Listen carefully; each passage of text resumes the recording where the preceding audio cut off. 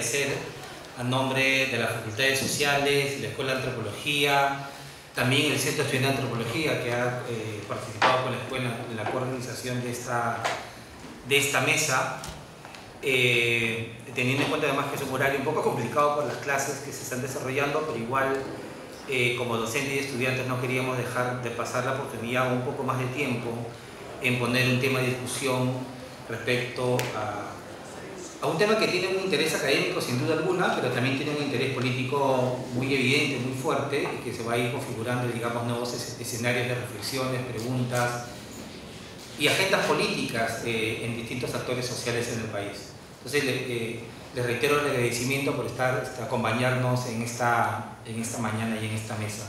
Pero sobre todo quiero agradecer a quienes nos acompañan en la mesa para poner este tema en discusión. Quiero agradecer a Néstor Valdivia, ¿no?, a Gladys Vila y a Daniela López del Ministerio de Cultura, que también nos acompañan en esta ocasión, ¿ya? Por cuestiones de agenda, entiendo que la viceministra de Interculturalidad no podrá acompañarnos esta vez, pero tenemos agendado con ella un próximo evento en el mes de noviembre sobre el tema de pueblos amazónicos y Estado en el Perú. Yo lo que presento brevemente un poco los panelistas, ¿ya? A nuestros panelistas y luego también les explico un poco la dinámica de esta mesa, ¿no?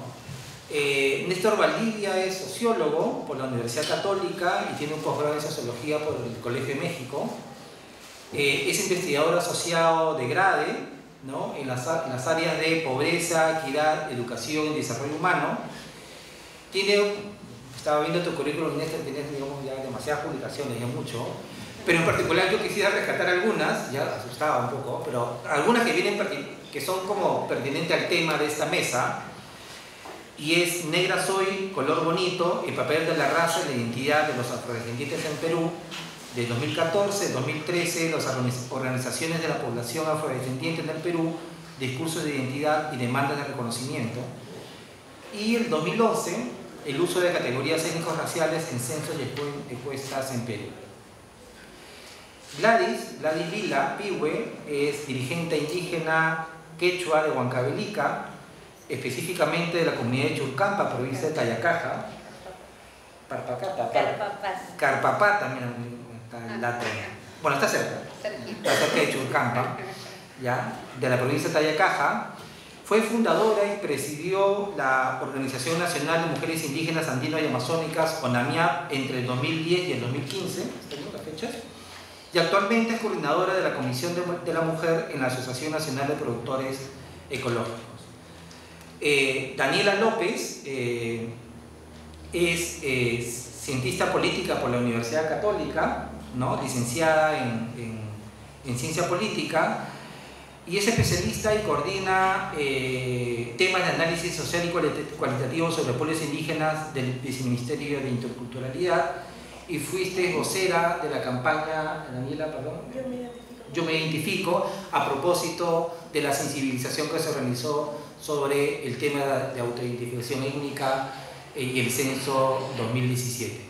Entonces tenemos una mesa, digamos, muy nutrida, muy especial, que cada quien, digamos, tendrá una vocería y una mirada sobre el tema desde la gestión pública, desde los movimientos sociales, desde la representación social y también desde el mundo académico, ¿no?, que son espacios que muchas veces no se encuentran, no dialogan, no establecen vínculos, reflexiones, encuentros y desencuentros también, con agendas distintas, pero que es necesario a veces desde el espacio universitario generar, digamos, las sinergias para que estos diálogos sean posibles y se vayan desarrollando en el tiempo. La dinámica que yo coordiné previamente con todos, ¿no?, era hacer dos ruedas. Una primera donde cada quien plantea, digamos, una primera fase de exposición de ideas, siempre alrededor de la relación entre autoidentificación étnica, etnicidad, y sobre todo discutir los primeros avances, los primeros resultados del censo 2017. Una segunda rueda donde podamos establecer ya el diálogo más abierto entre las partes, acuerdos y discrepancias, Y si da el tiempo y el ánimo sobre todo de ustedes, pasamos a una tercera ronda más bien con las preguntas de ustedes. Entonces empezaríamos en el orden de Néstor, Daniela y Gladys, entre unos 15-20 minutos cada uno, para luego pasar a la segunda dinámica de esta muestra. Entonces les agradezco, les reitero el agradecimiento por compartir y a ustedes por su presencia esta mañana. Néstor. Bueno, ante todo, muchísimas gracias por la invitación, Pablo, a todos ustedes. Es un gusto venir y regresar a San Marcos hace ya un buen tiempo que no estuve por acá. En este mismo auditorio, un libro de Jürgen Golte que recibe. Bueno, el día de hoy voy a exponer unas reflexiones en torno al proceso del censo nacional, pero en particular la pregunta de autoidentificación étnica, la pregunta 25 del censo, que ustedes de hecho deben haber, la conocen, porque además se las han preguntado también. Bueno, de repente hay algunos a los que todavía no se llegó a censar, que es parte de la discusión inicial que yo quiero justo solo mencionar, porque básicamente mi exposición va a estar centrada en esta discusión respecto del tema de la identificación étnico-cultural. No voy a entrar a discutir el tema de la validación, la validez, el tema de la omisión y si ese censo finalmente es válido o no, porque es un proceso técnico en el cual participan colegas de grade. El día de mañana, hoy día mismo, hay una reunión justamente con el INEI donde se está decidiendo y tomando nota de los resultados de una serie de pruebas que se han tomado al respecto, ¿no? Hay nada más mencionar que hay quienes afirman que las pruebas que, digamos, muestran la validez en función del grado de omisión censal, dicen que no es mayor al de otros países y está dentro del nivel aceptable. Pero yo no voy a entrar en esa discusión. Sí voy a entrar en la discusión de cuán válida es la pregunta de autoidentificación étnica, qué problemas ha habido y cómo podemos mejorar en el futuro. Quizás antes de empezar con la primera diapositiva o la segunda, voy a plantear en un ejercicio un poco sui generis que no suelo usarlo, pero me parece que en esta oportunidad puede ser muy útil. Voy a empezar por el final. Quiero decir y establecer en primer lugar, antes de pasar a la siguiente diapositiva, cuáles son las conclusiones a las que yo llego y cuál es mi posición en general respecto de este tema. De alguna forma, la exposición lo que busca hacer es responder a la pregunta de ¿sirvió el censo o no? ¿Qué complejidad en términos ya de una perspectiva académica encierra este tema de la autoidentificación étnica a través de un instrumento como el censo? Entonces, si uno mide los resultados o evalúa los resultados del censo, mi posición es que en general el censo ha sido un hecho político muy positivo. Es un avance en ese sentido en la visibilización de los grupos excluidos en nuestro país, en particular de los grupos afrodescendientes e indígenas. Sin embargo, creo que el censo tiene una serie de problemas de tipo metodológico que nos llevarían a una discusión conceptual respecto a qué es la identidad. Y en este salón y en esta escuela de antropología y facultad de ciencias sociales, ese es un tema crucial. El censo representa en ese sentido la oportunidad de poder levantar un tema en el cual los científicos sociales podemos aportar muchísimo. Entonces, lo que yo creo en ese sentido, y con esto arranco, es que el censo tiene una serie de problemas que desde mi punto de vista tendrían que empezar a solucionarse en el futuro. En este momento los resultados ya están dados, hay que saber interpretarlos, pero es un proceso que se abre, a la vez que es un proceso que está cerrando una etapa, ¿no? Bien, acá solamente quiero mencionar algo que tiene que ver con este carácter histórico, la importancia que tiene un censo como el 2017. Creo que para todos, sobre todo quienes venimos de las ciencias sociales, no es novedad el hecho que el censo 2017 por primera vez pregunta a las personas sobre su identificación o identidad étnica. En ese sentido, dicho sea de paso, el Perú, uno de los últimos países en América Latina que incorpora este tipo de preguntas, ¿no? Lo cual creo que es sintomático.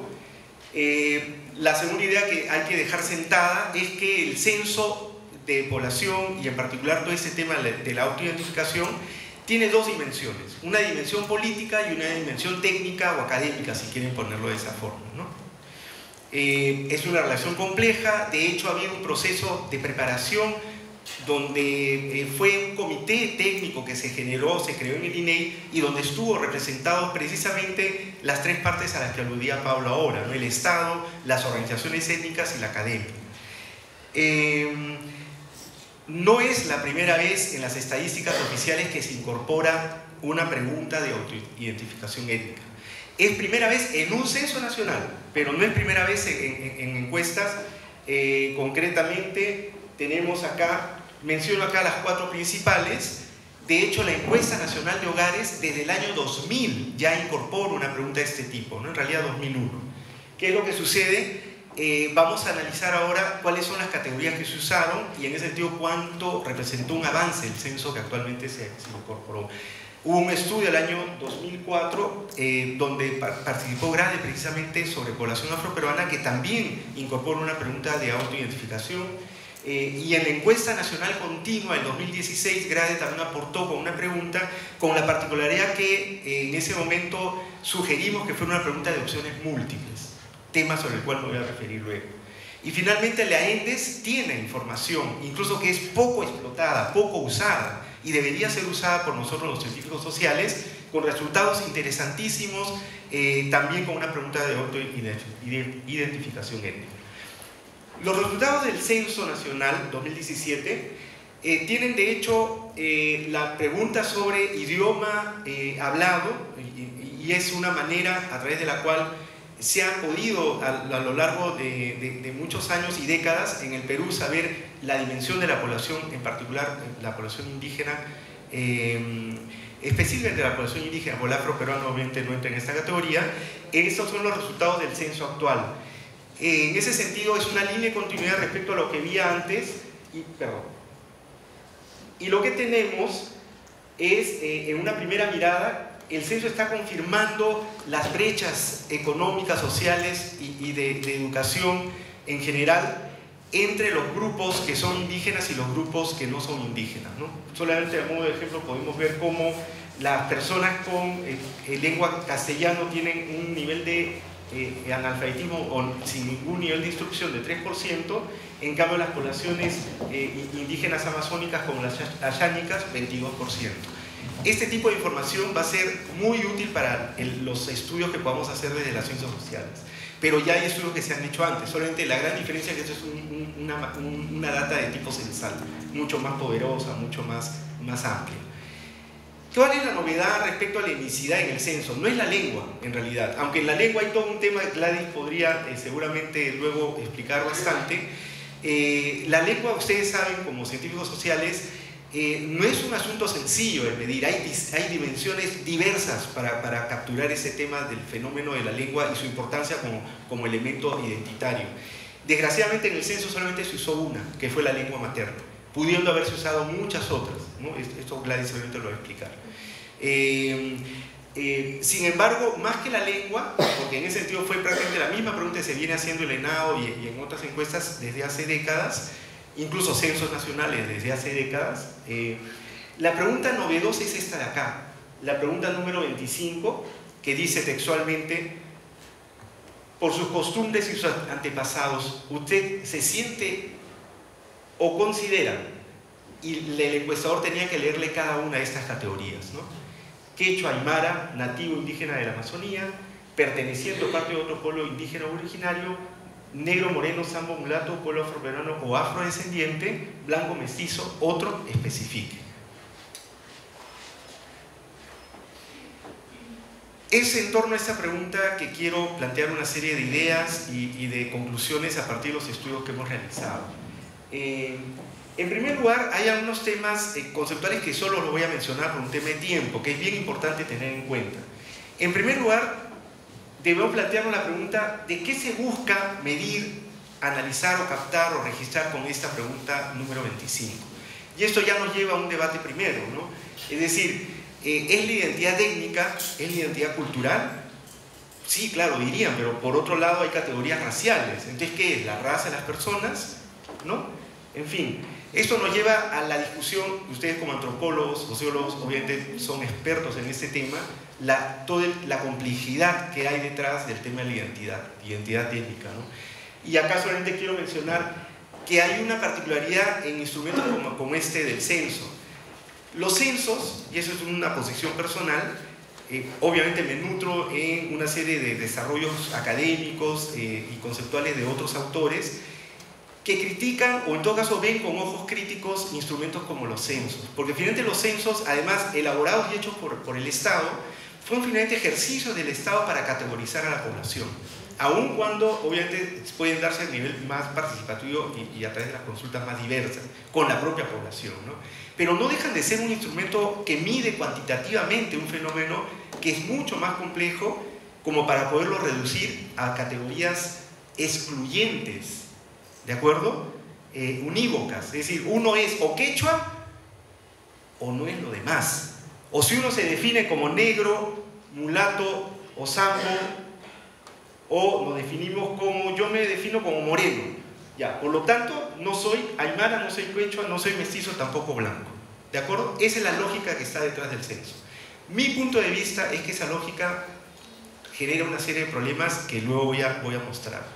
Claro, esa es una opción, es la opción de la mayor parte quizás de censos en América Latina, no así por ejemplo del censo de Estados Unidos, que no sé si ustedes saben, pero desde hace más de una década, el censo, este tipo de preguntas para el censo de Estados Unidos es una pregunta con opciones múltiples. Vale decir, uno puede ser hispano y a la vez ser negro o a la vez, etcétera, etcétera.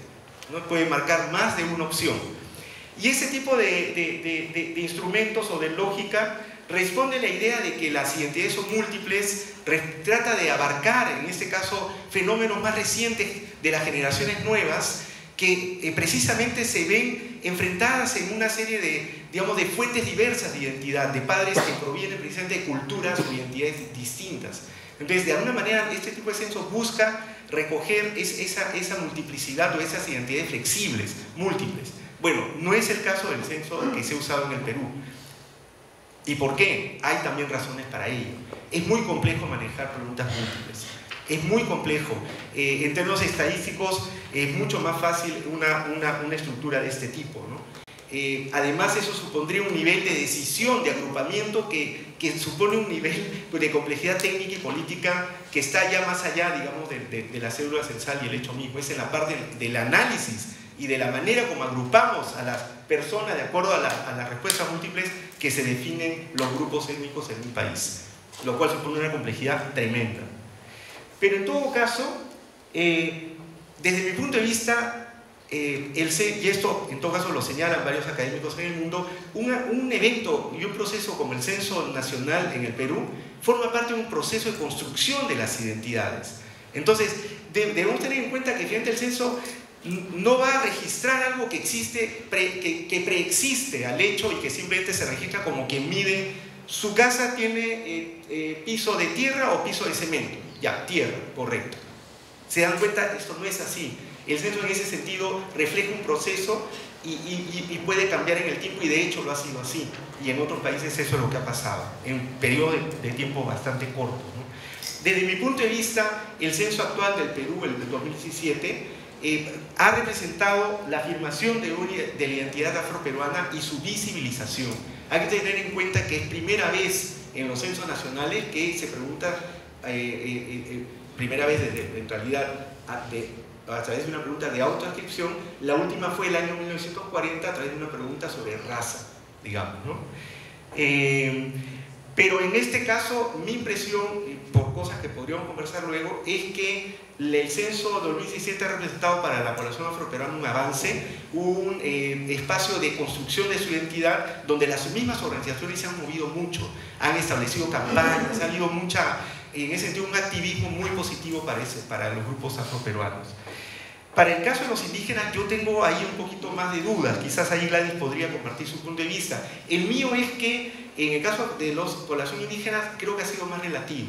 Incluso en términos estadísticos, como voy a tratar de demostrar luego, no hay mayor avance, a diferencia de los afroperuanos.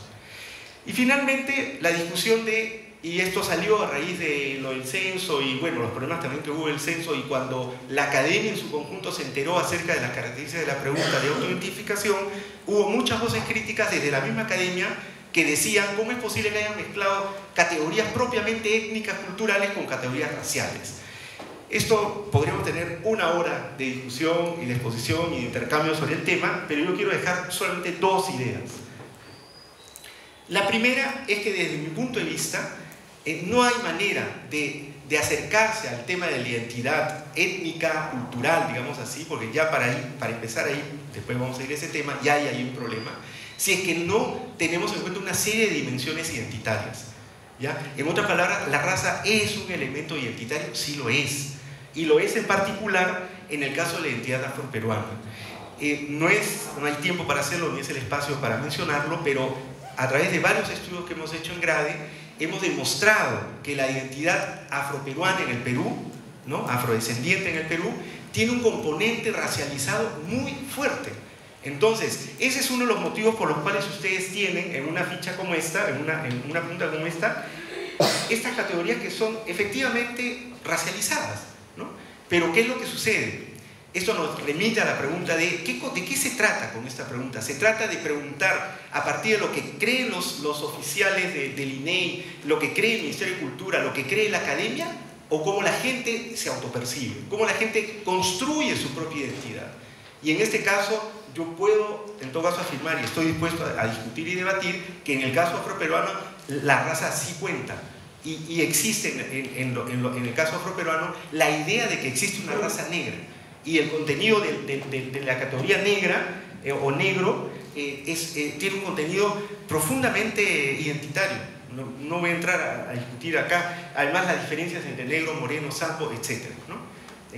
La categoría afrodescendiente afroperuana es una categoría más política, ¿no? En este caso, esta pregunta se decidió en el comité técnico y las organizaciones afroperuanas propusieron de que todo vaya junto.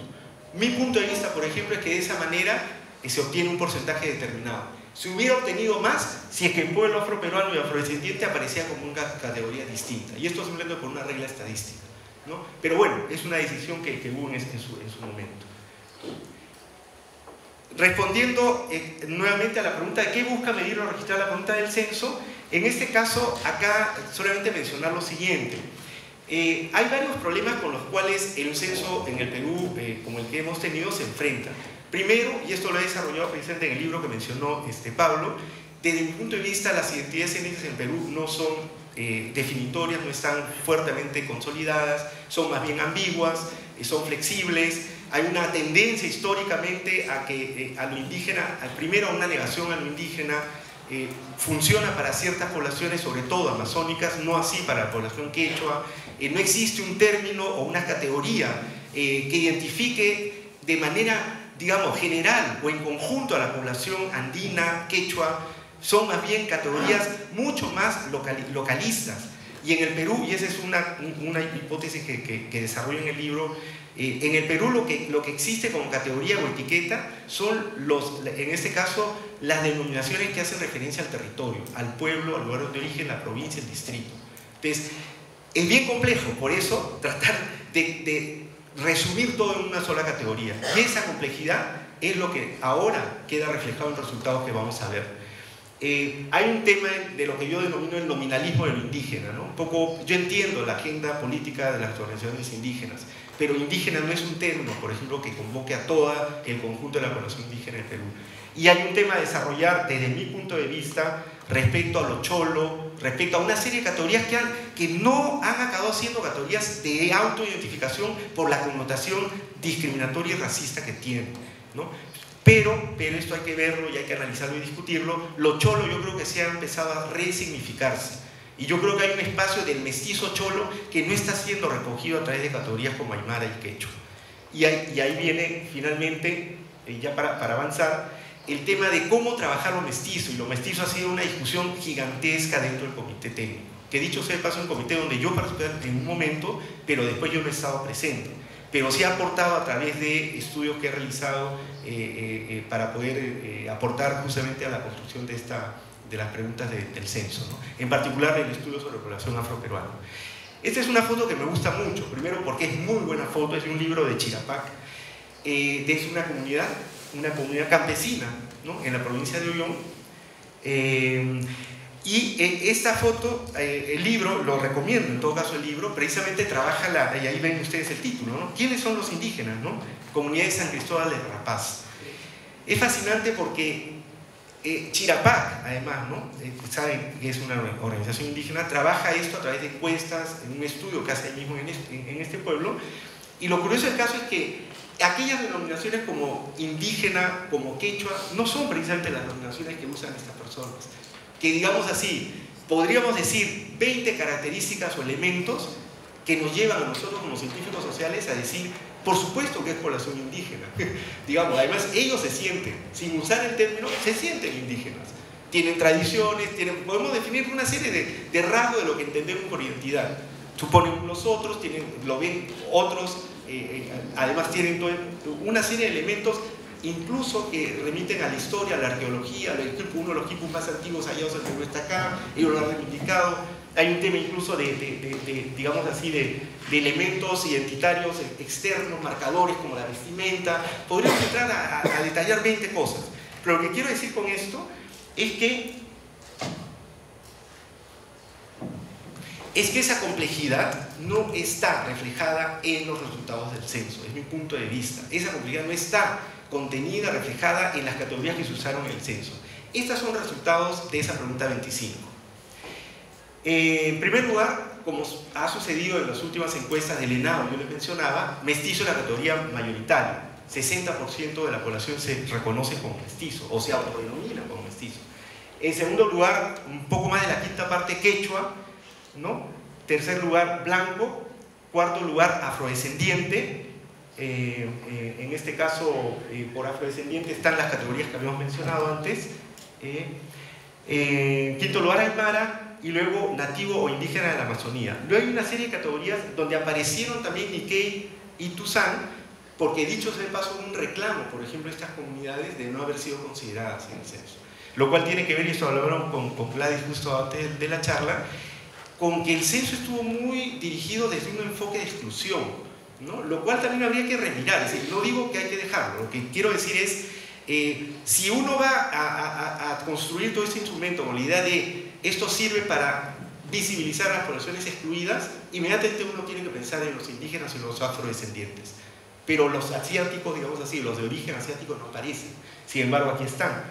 Lo cual nos lleva a la vez a una pregunta que también lo conversábamos ahora con Gladys antes de la charla, a la pregunta de ¿para qué sirve esta pregunta? ¿Para qué se hace esta pregunta?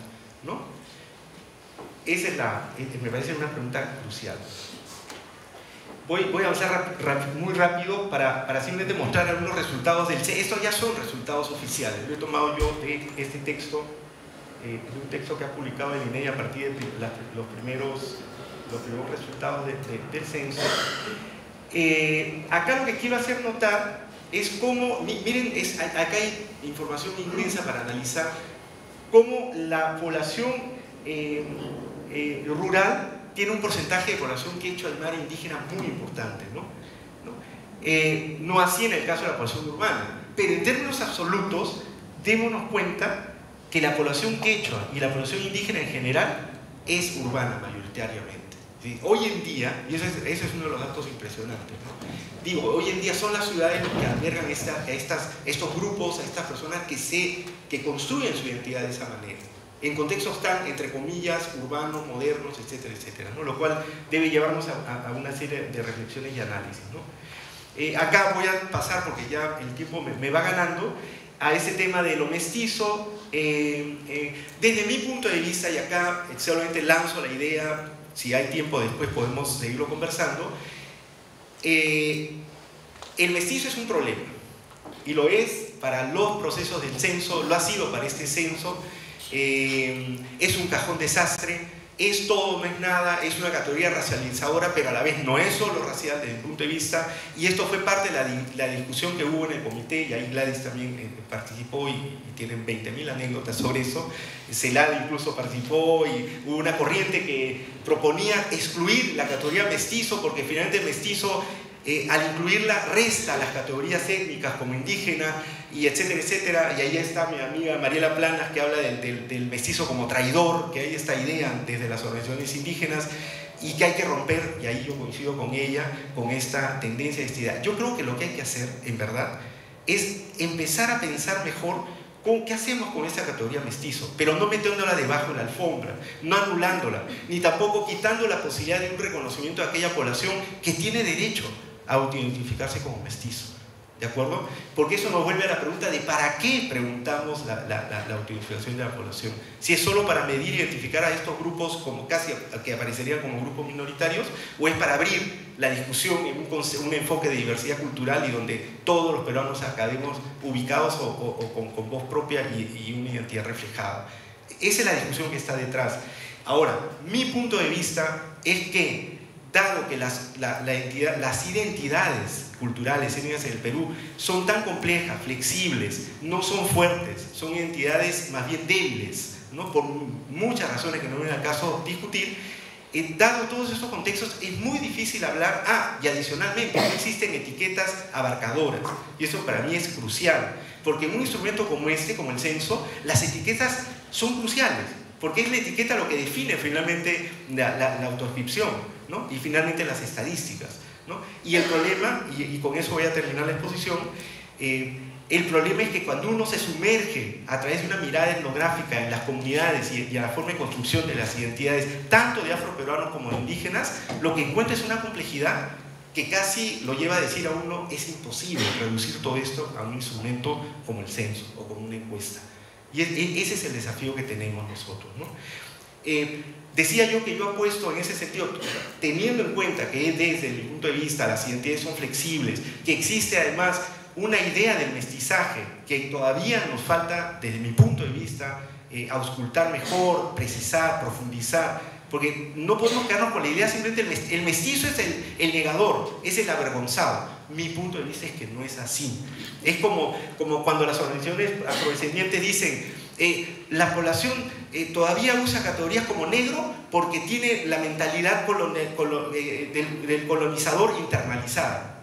No creo que sea así, porque yo he visto en mis estudios que las poblaciones afrodescendientes usan las categorías como negro y otras racializadas, resignificándolas y como un intento precisamente contestatario contra esas formas de exclusión y discriminación. Entonces, no es cierto de que gente sumisa y no, yo no llego a esa conclusión. Y algo parecido sucede con el tema mestizo. En el caso mestizo, cuando hemos hecho estudios y cuando hemos probado, por eso las encuestas que mencionaba ENCO tienen preguntas de opciones múltiples, donde una de las opciones es mestizo. Y cuando hemos hecho este tipo de instrumentos y los hemos aplicado en poblaciones afrodescendientes, lo que hemos descubierto es que con instrumentos de preguntas flexibles, de opciones múltiples, uno gana en representación étnico-cultural. Concretamente, un estudio que hicimos en varias comunidades afroperuanas, cuando nosotros preguntábamos con estas preguntas excluyentes como el censo, ¿no? Un 20% decía que se definía como mestizo, ¿no? Sin embargo, a la vez, cuando uno les hacía la pregunta a través de la pregunta de estas formas flexibles, de ese porcentaje, la tercera parte se reconocía a la vez como afrodescendiente o negro. En otras palabras, ¿es posible ser las dos cosas a la vez? Sí, las personas y en particular los jóvenes así lo conciben. Y es lo que nos decían, además en los estudios eran historias de vida, donde había jóvenes que te decían, ¿pero qué soy yo? Mi padre es ayacuchano, mi mamá acá de Chincha. Entonces yo soy mestizo, pero a la vez me siento afrodescendiente. Entonces, ¿sí es posible? Claro que es posible esa identidad. Claro que es más complejo medirla, yo no sé cómo hacerlo en un censo, ¿no? Ahora sí, ya para terminar, la gran pregunta que también está detrás es, ¿qué cosa hemos ganado con este censo? Y mi punto de vista es que en verdad hemos ganado algo como hecho político, como posicionamiento, como visibilización de las organizaciones y de la población indígena y la población afroperuana. Sin embargo, hay varias limitaciones que yo quiero hacer notar. En primer lugar, si comparamos los datos del ENAO del mismo año en el cual se hizo el censo, prácticamente los resultados son los mismos. En otras palabras, históricamente, ya a lo largo de más de una década, el INEGI ha venido aplicando una encuesta nacional de hogares con una pregunta muy similar. Y ahí uno compara las categorías y en verdad con el censo no ha habido mayor cambio, excepto en el caso de la población afrodescendiente, donde esto nos va a llevar a otra complicación, después les voy a decir. Históricamente, en los últimos 15 años, en el ENAO, la población afrodescendiente no pasaba de 1.5%. El censo le da digamos, una visibilización de 3.6%, ¿de acuerdo? Pero algo raro acá habría que analizar después, o trabajarlo con el Ministerio de Cultura y sobre todo con el INEI, porque sucede que en el ENAO, de ese mismo año, la categoría negro, mulato, sambo, representaba 6%, ¿no? Entonces ha pasado algo acá, porque en verdad habría que ver, obviamente es posible, pero habría que analizar ya más metodológicamente, ¿no? Pero con todo, este 3.6% representa mucho más de lo que históricamente, en la ENAO por lo menos, aparecía como porcentaje de población afroperuana. En cambio, en el caso de Quechua es básicamente 21.45 versus 22, Aymara 2.49 versus 2.36. En ese sentido, decía, hay una mayor visibilización, hay un proceso de digamos, apertura del Estado en diálogo con poblaciones afrodescendientes e indígenas, y hay una afirmación del enfoque intercultural desde el Estado, pero desde mi punto de vista muy parcial. Y ahí me gustaría luego saber qué opina Gladys, pero a pesar de la experiencia muy positiva que ha sido el Comité Técnico de Estadísticas, el Comité Técnico de Estadísticas Étnicas del INEI, donde estaban estas tres partes que mencionaba, sin embargo el nivel de movilización ha sido muy bajo para haber sido un censo, y en comparación a otros países como Ecuador, como Colombia. Es decir, lo que tenemos acá es un problema que habría que de repente que también reflexionar un poco más. El censo ha representado la oportunidad del Estado de afirmar en un enfoque intercultural, un enfoque, digamos, de diversidad cultural, pero mi punto de vista es que ha estado muy centrado en algunas instituciones como el INEI o el Ministerio de Cultura, pero en cambio no refleja precisamente el compromiso de un Estado que involucra al conjunto de sus funcionarios, al conjunto de sus sectores, y ese es un problema. Bueno, en algún momento podemos hablar haciendo una evaluación de las categorías que se usan en el censo. Algo de esto ya he mencionado, ¿no? Pero sí, ya para cerrar, diría nada más,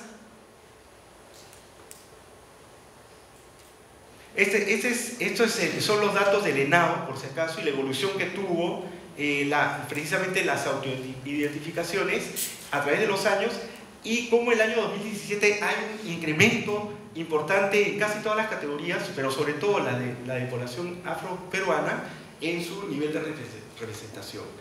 Es probable que esto se deba precisamente a la campaña del censo, porque el censo convoca a autoidentificarse, en ese sentido es parte de una construcción de una identidad, ¿no? Y es curioso también cómo dentro de varios meses del mismo año 2007 son los meses cercanos al censo, julio, agosto, septiembre y octubre, donde se dispara, digamos así, o crece muchísimo los porcentajes de identificación. Bueno, dispara es quizás una exageración, pero sí hay un incremento del porcentaje de representación de la población afro. Esto es congruente con lo que yo he podido observar, en el sentido que había una campaña movilizadora en estos sectores, ¿no? En términos de resultados, en este caso el censo refleja efectivamente, confirma lo que viene a ser una distribución territorial geográfica de la población indígena. Sí tiene cosas un poco extrañas como esta para el caso afroperuano, ¿no? Esta es la distribución por regiones de los porcentajes de representación de la población afroperuana, donde aparece Tumbes en primer lugar, ¿no? Y en quinto lugar aparece Cajamarca, por encima incluso de regiones como la provincia de Lima, en fin, o el mismo Callao, ¿no? Sí es raro que Cajamarca tenga casi un 6% de población afroperuana, ¿no? Y esto nos remite en todo caso a este tema de cómo la pregunta debería ser de repente qué cosa entienden las personas por esa categoría, ¿no? Y si alguna crítica tengo en todo caso al proceso, o si habría que continuar mejorándolo en el futuro, yo creo que la construcción de una pregunta de este tipo debería necesariamente tener una entrada cualitativa, una entrada etnográfica, porque no hay manera de entender la forma de construcción de las identidades y el uso de las etiquetas si es que no nos ponemos en la perspectiva de los propios sujetos. Y hasta donde yo tengo conocido, lo que se hizo en el comité técnico fueron pruebas conceptuales, que es algo así como preguntar a las personas, después de haber hecho varias pruebas piloto y varios tipos de preguntas o cuestionarios, si entendió o no las preguntas y las categorías. Eso no basta. Definitivamente no es suficiente. Yo creo que, y ahí tenemos una agenda, y con esto termino, una agenda pendiente donde justamente los llamados a aportar son los antropólogos, somos los científicos sociales, y que yo creo que ha faltado, porque en otras palabras, si uno mira finalmente lo que tiene como categorías que se usaban normalmente en ENAO, que son estas de acá, se dan cuenta que son prácticamente las mismas que se han usado en el censo. ¿Cuál es la novedad? La introducción, eso sí, en este caso del pueblo indígena u originario, ¿no? Que se aplica mucho para poblaciones amazónicas. Lo dejaría ahí, hay varias otras cosas que quería señalar, pero de repente en la segunda ronda podemos conversar. Gracias. Buenas tardes, yo soy Daniela López, yo soy coordinadora de la base de datos de pueblos indígenas del Ministerio de Cultura, del Viceministerio de Interculturalidad. Traigo el saludo de la viceministra Elena Burga, de Ángela Acevedo, la directora general. Y bueno, comentarles un poco, este es el primer momento que tenemos para exponer, hablar un poco de los resultados que nos han dado los censos nacionales después de la campaña que el Ministerio de Cultura, de la mano con el INEI, de la mano con las organizaciones indígenas, afroperuanas, hicimos, denominada Yo me identifico con orgullo. Una campaña que tenía un énfasis importante en regiones, principalmente en zona andina, en zona amazónica, durante aproximadamente unos 4 meses, pero no fue hasta semanas antes del día del censo que se hizo muy conocida la pregunta, sobre todo en Lima, en ámbitos urbanos, y la gente conocía poco de la campaña. Y es ahí en donde empezamos a hacer un poco más de esfuerzo, sobre todo para resolver algunas de las dudas que seguramente van a quedar aún.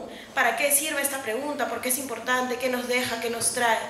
Y desde el lado del Ministerio de Cultura nosotros teníamos el énfasis en 2 poblaciones específicas, que es un poco lo que también ya se mencionó, es decir, la población indígena u originaria y la población afroperuana. ¿Por qué en esta población, pese a que nosotros vemos temas asociados a diversidad cultural en términos generales, por un tema de brechas de acceso a servicios básicos? Son poblaciones que las estadísticas nos han confirmado que tienen brechas de acceso a servicios básicos, y en ese sentido el Estado tiene que voltear a mirar a la población indígena y a la población afroperuana y focalizar y priorizar sus políticas, sus presupuestos, sus planes. Es ahí en donde nosotros nos concentramos para trabajar de la mano con el INEI desde que se conforma el Comité Interinstitucional de Estadísticas de Etnicidad en el año 2012. Y después de eso nos empezamos a reunir cada vez con más frecuencia. Desde el inicio aproximadamente de este comité hasta el final participamos en el Ministerio de Cultura, y es cierto que de los otros sectores y organizaciones no siempre teníamos a los mismos representantes, pero fue un trabajo muy complejo, muy grande, un esfuerzo que era necesario, pero definitivamente no es suficiente. Tenemos que seguir trabajando en estos temas, y como bien indicaban, esta pregunta, los temas de identidad asociados a la pregunta son definitivamente un punto de partida. No podemos entenderlo como un punto de llegada. Es un punto de partida para que ustedes sigan investigando, para que desde el sector público podamos focalizar, priorizar y definitivamente para visibilizar la diversidad de nuestro país. Lo que les traigo ahora entonces, creo que con esto puedo pasar. Sí, es una breve presentación y también aprovecho la oportunidad para responder algunas de las preguntas que ya se han planteado sobre lo que obtuvimos a partir de la pregunta de autoidentificación étnica y también la pregunta de lengua materna. Como bien indicaban, la pregunta de autoidentificación étnica es la primera vez que se hace en la historia de los censos nacionales como pregunta de autoidentificación étnica. La que se hizo en el 40 no era una pregunta de autoidentificación étnica. Y la de lengua materna nos ayuda, pese a que ya se viene haciendo, a hacer los cruces y análisis estadísticos necesarios para identificar algunas brechas y tendencias. Bueno, en el caso de autoidentificación étnica se preguntó a personas mayores de 12 años cómo se sienten o consideran según sus costumbres y antepasados. La formulación de esta pregunta tenía como reflejo la que se viene haciendo desde el año 2001 en las encuestas nacionales de hogares y también las encuestas demográficas de salud familiar. ¿Qué sucedía con la CENAO, con la CENDES, un poco también en línea con lo que se conversó? Si sale igual a lo que está en la CENAO y la CENDES, ¿para qué ponerla en los censos nacionales? Lo que nos han ofrecido los censos es representatividad estadística, y esto es un concepto, un tema fundamental. ¿De qué hablamos cuando hablamos de representatividad estadística? Las encuestas nacionales tienen representatividad de nivel nacional, pero no tienen representatividad de nivel local. No nos van a dar información a nivel rural, por centros poblados, por distritos, ni siquiera por provincias. La ENAO sí podría de repente sacar alguna información de provincias, pero ese dato no es representativo estadísticamente hablando. Las ENAO entonces solamente nos pueden dar información por regiones y de nivel nacional. Y hasta ahí nos quedábamos con la pregunta de autoidentificación étnica. Hasta ahí nos quedábamos para el análisis de brechas. ¿Qué pasa si queríamos que efectivamente un proyecto en una municipalidad, en un distrito, en la sierra, priorice temas asociados a la población quechohablante de ese lugar que podía superar el 90%? En ese caso necesitábamos información a nivel de centros poblados y por eso la riqueza del censo. Tener preguntas en el censo nos permite tener información a nivel de centros poblados y esto además nos da la posibilidad de tener información georreferencial. Ahí un poco la riqueza de la incorporación de estas preguntas. Se hizo entonces a mayores de 12 años porque la metodología así lo requería, porque también la complejidad de la pregunta hacía que hubiéramos tenido muchos valores perdidos si se hacía con personas menores de 12 años. En las encuestas nacionales de hogares incluso se hacía a mayores de 14 años. La formulación misma, como les decía, tenía el reflejo de lo que se preguntaba en la Senado y se discutió a lo largo de todas las sesiones del comité cómo se iba a hacer, qué cosas retirarle, cambiar, mejorar. Y sobre eso ya después les quiero detallar por qué es que se mantienen categorías como blanco, mestizo, negro u otros. Y bueno, y en el caso de lengua materna, a partir de 3 años, que es población hablante. ¿Cuáles eran los objetivos de esta pregunta? ¿Para qué se hizo? Visibilizar nuestra diversidad cultural, sí, ¿no? Como punto general, como un gorro grande a todo este tema. Pero sobre todo buscábamos información para reducir brechas de acceso a servicios básicos de población indígena y afroperuana, para que el Estado pueda priorizar un presupuesto y desarrollar una determinada política pública. Es necesario que tenga información estadística, evidencia, líneas base. No existía evidencia, líneas base sobre población indígena lo suficientemente detallada y mucho menos sobre población afroperuana. En el caso de población indígena teníamos el dato de lengua materna. En el caso de la población afroperuana ni siquiera teníamos eso. No se tenía información de nivel censal por todos los lugares específicos para poder desarrollar una línea base. Y además identificar y preservar lenguas indígenas originarias del país. Se decía, bueno, están bajando mucho la población quechohablante, la población aymara hablante, muchas lenguas que se están perdiendo. Hoy tenemos 48. ¿Qué nos ha votado el censo sobre lenguas? También era importante. Algunos resultados. Antes de pasar para el tema de resultados, quería igual hacer algunos detalles sobre, como les comentaba, el enfoque que tenía el Ministerio de Cultura sobre estas poblaciones por el tema de brechas. Lo que no quita que otra población igual sea relevante, igual sea importante que se haya incluido en esta pregunta, como en el caso de la población miqué y la población tuzán, que también ha sacado porcentajes importantes. ¿Qué ha sucedido con el tema? Y así como les decía, el censo nos ofrece representatividad estadística. Para que el censo ofrezca representatividad estadística es necesario asegurar la comparación estadística, la comparabilidad estadística. ¿Qué quiere decir eso? Esta pregunta, al no haberse hecho nunca antes, solo tenía opción a ser comparada con la Senado de acuerdo al factor de ajuste, de proyección de población total. Si esto sucedía, teníamos que mantener una estructura similar. Si preguntábamos algo completamente diferente, como por ejemplo se hizo en otros países como una pregunta adicional, ¿usted se siente indígena? Sí, no, es decir, dicotómica, solamente 2 opciones, íbamos a perder toda la posibilidad de hacer comparaciones estadísticas. Y como solo teníamos la oportunidad de incluir una pregunta sobre autoidentificación étnica, teníamos que priorizar esta necesidad de hacer comparaciones estadísticas. Se mantiene en ese sentido mestizo porque cuando se hacen las pruebas técnicas, mestizo siempre superaba el 50-60%. Lo superaba, digamos, el análisis de fondo de por qué lo supera, qué entendemos por mestizo, por qué nos decimos mestizo, era uno y otro era el análisis técnico. Si una pregunta dentro de la categoría otro supera el 50%, por un tema estadístico, de metodología estadística, tiene que retirarse y colocarse como una categoría aparte. Si lo mantenemos en la casilla de otros, superando el 50%, generamos sesgo estadístico en la pregunta y pierde validez. Entonces, esa era la principal explicación para que mestizo salga como una categoría. Era necesario que salga como una categoría. Lo mismo sucedía con blanco, teníamos un porcentaje que alto en el caso de blanco en las pruebas cognitivas, en el caso de las encuestas nacionales de hogares, y por eso se puso por fuera y para poder asegurar la comparación estadística.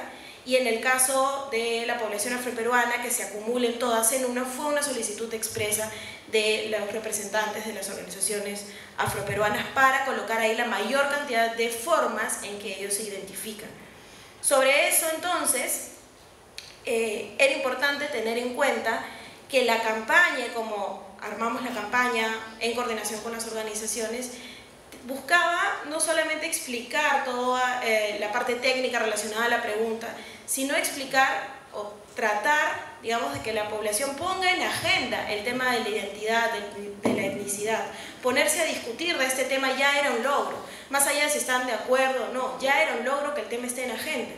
Y en ese sentido poder nosotros llevar el mensaje del Ministerio de Cultura en el sentido de que, por ejemplo, ¿por qué decimos pueblos indígenas o originarios? ¿Por qué no decimos etnias? ¿Por qué no decimos tribus, como se les llama en otros lugares? Se llama pueblos indígenas originarios. Es el sujeto de derecho, es como los pueblos indígenas han solicitado que se les llame en espacios de diálogo oficiales. Existen espacios de diálogo, espacios de trabajo. ¿Por qué decimos población afroperuana? Es como la población afroperuana ha solicitado que se les llame en espacios de diálogo institucionales. ¿Por qué no decimos dialectos en lugar de lenguas? Se ha denominado lenguas indígenas o originarias, con el mismo nivel de oficialidad que el castellano, por ejemplo, a través de leyes y dispositivos legales. Entonces, eso era lo que buscábamos. Y luego entra la discusión del tema de raza, y es ahí donde nosotros decimos, entre los seres humanos no hay razas, lo que hay son características fenotípicas. Y la crítica estaba en el lado de por qué habían categorías con características fenotípicas, como podía ser blanco o negro, que son colores. Y ahí lo que se buscaba, y además en coordinación con las mismas organizaciones con quienes hemos estado trabajando también en la campaña, lo que se buscaba era que la pregunta no sea cómo me veo o de qué color es mi piel, iba al margen de eso.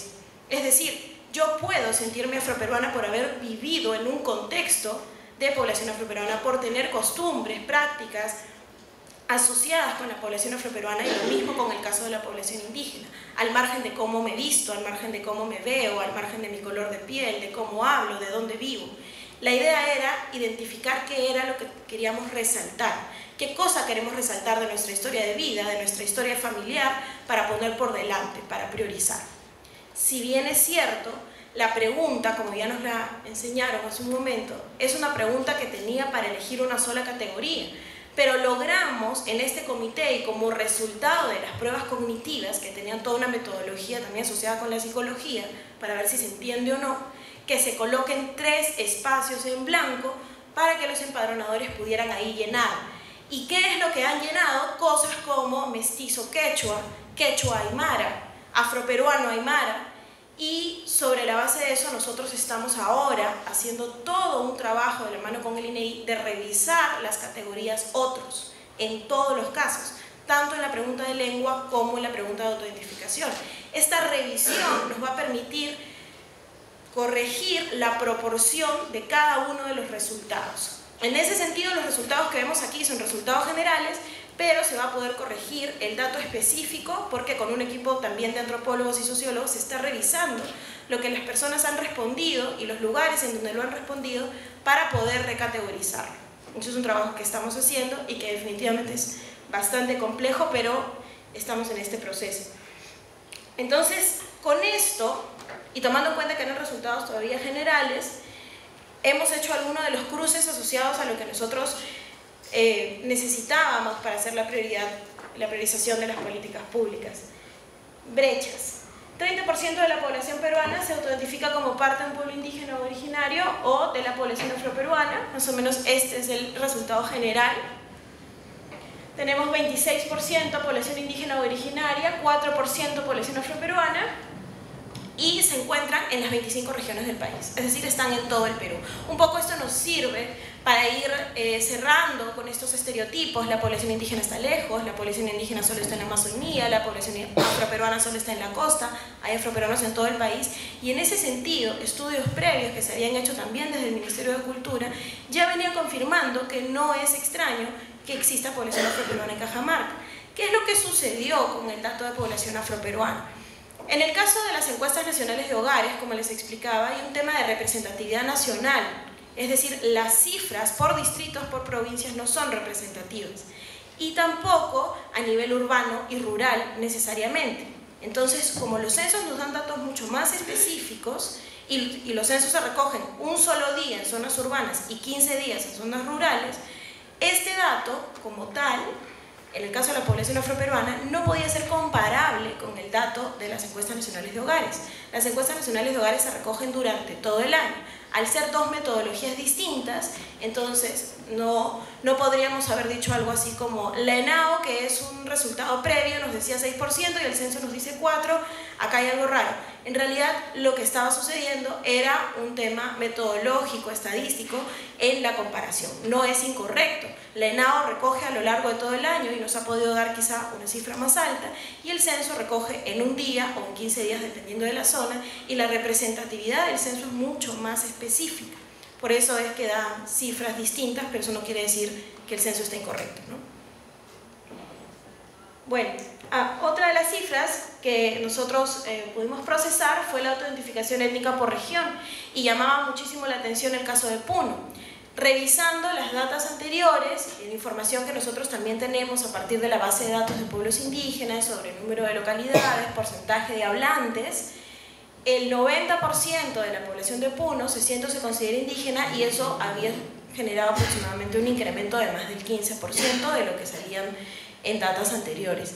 Esta cifra era muy importante. Nuestra campaña se había concentrado mucho en Puno porque hay toda una carga peyorativa de lo indígena en la zona andina, y en ese sentido es que tratamos de concentrarnos en esta zona. Era por eso que llamó mucho la atención esto, así como el tema de población afroperuana en Cajamarca, es decir, sacar el estereotipo de que solo estaban en la zona de costa. Y también habíamos podido, esto es un cruce, podemos ver población afroperuana y población indígena, ¿no?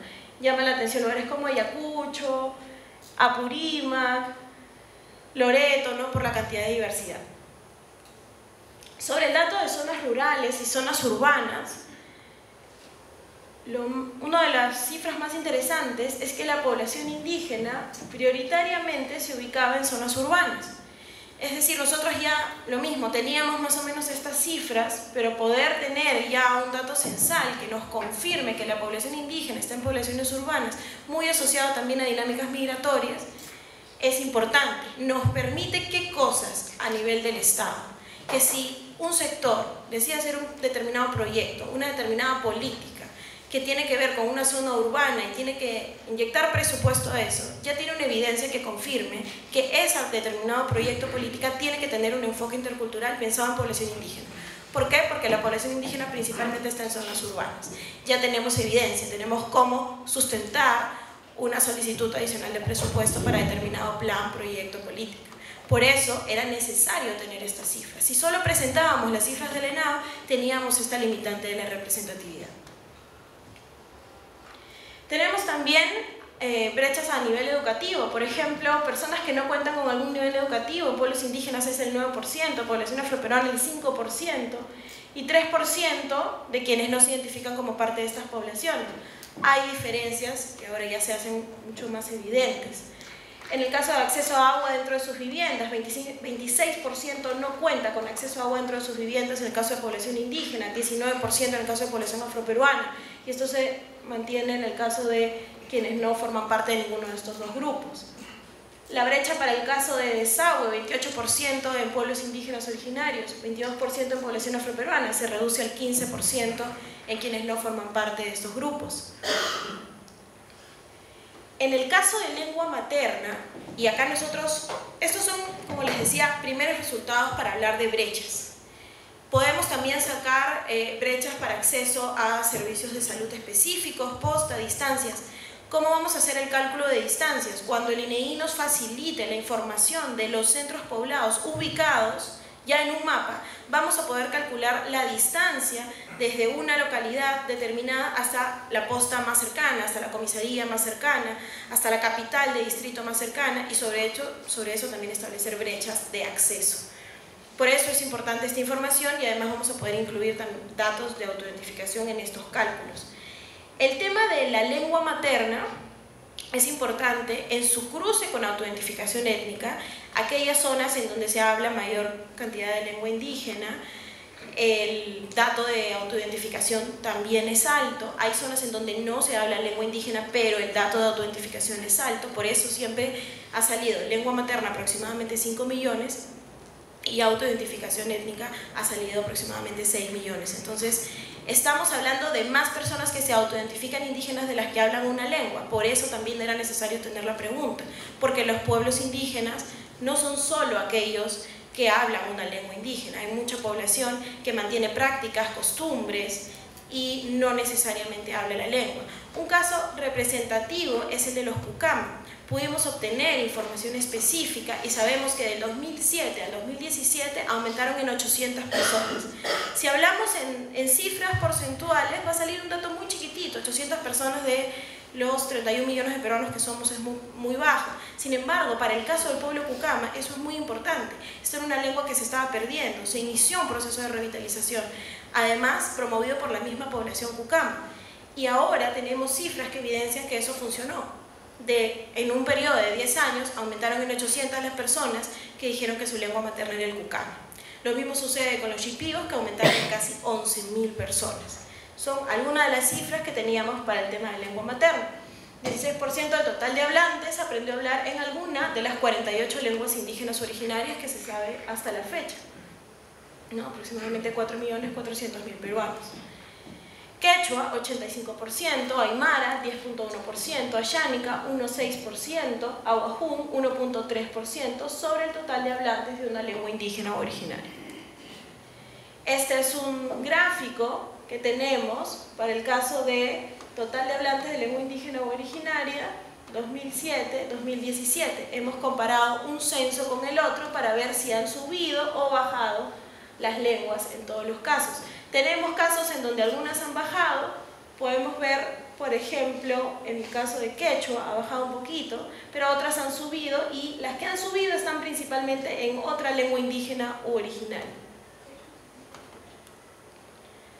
Luego, porcentaje de población con una lengua indígena originaria sobre el total de hablantes a nivel de regiones.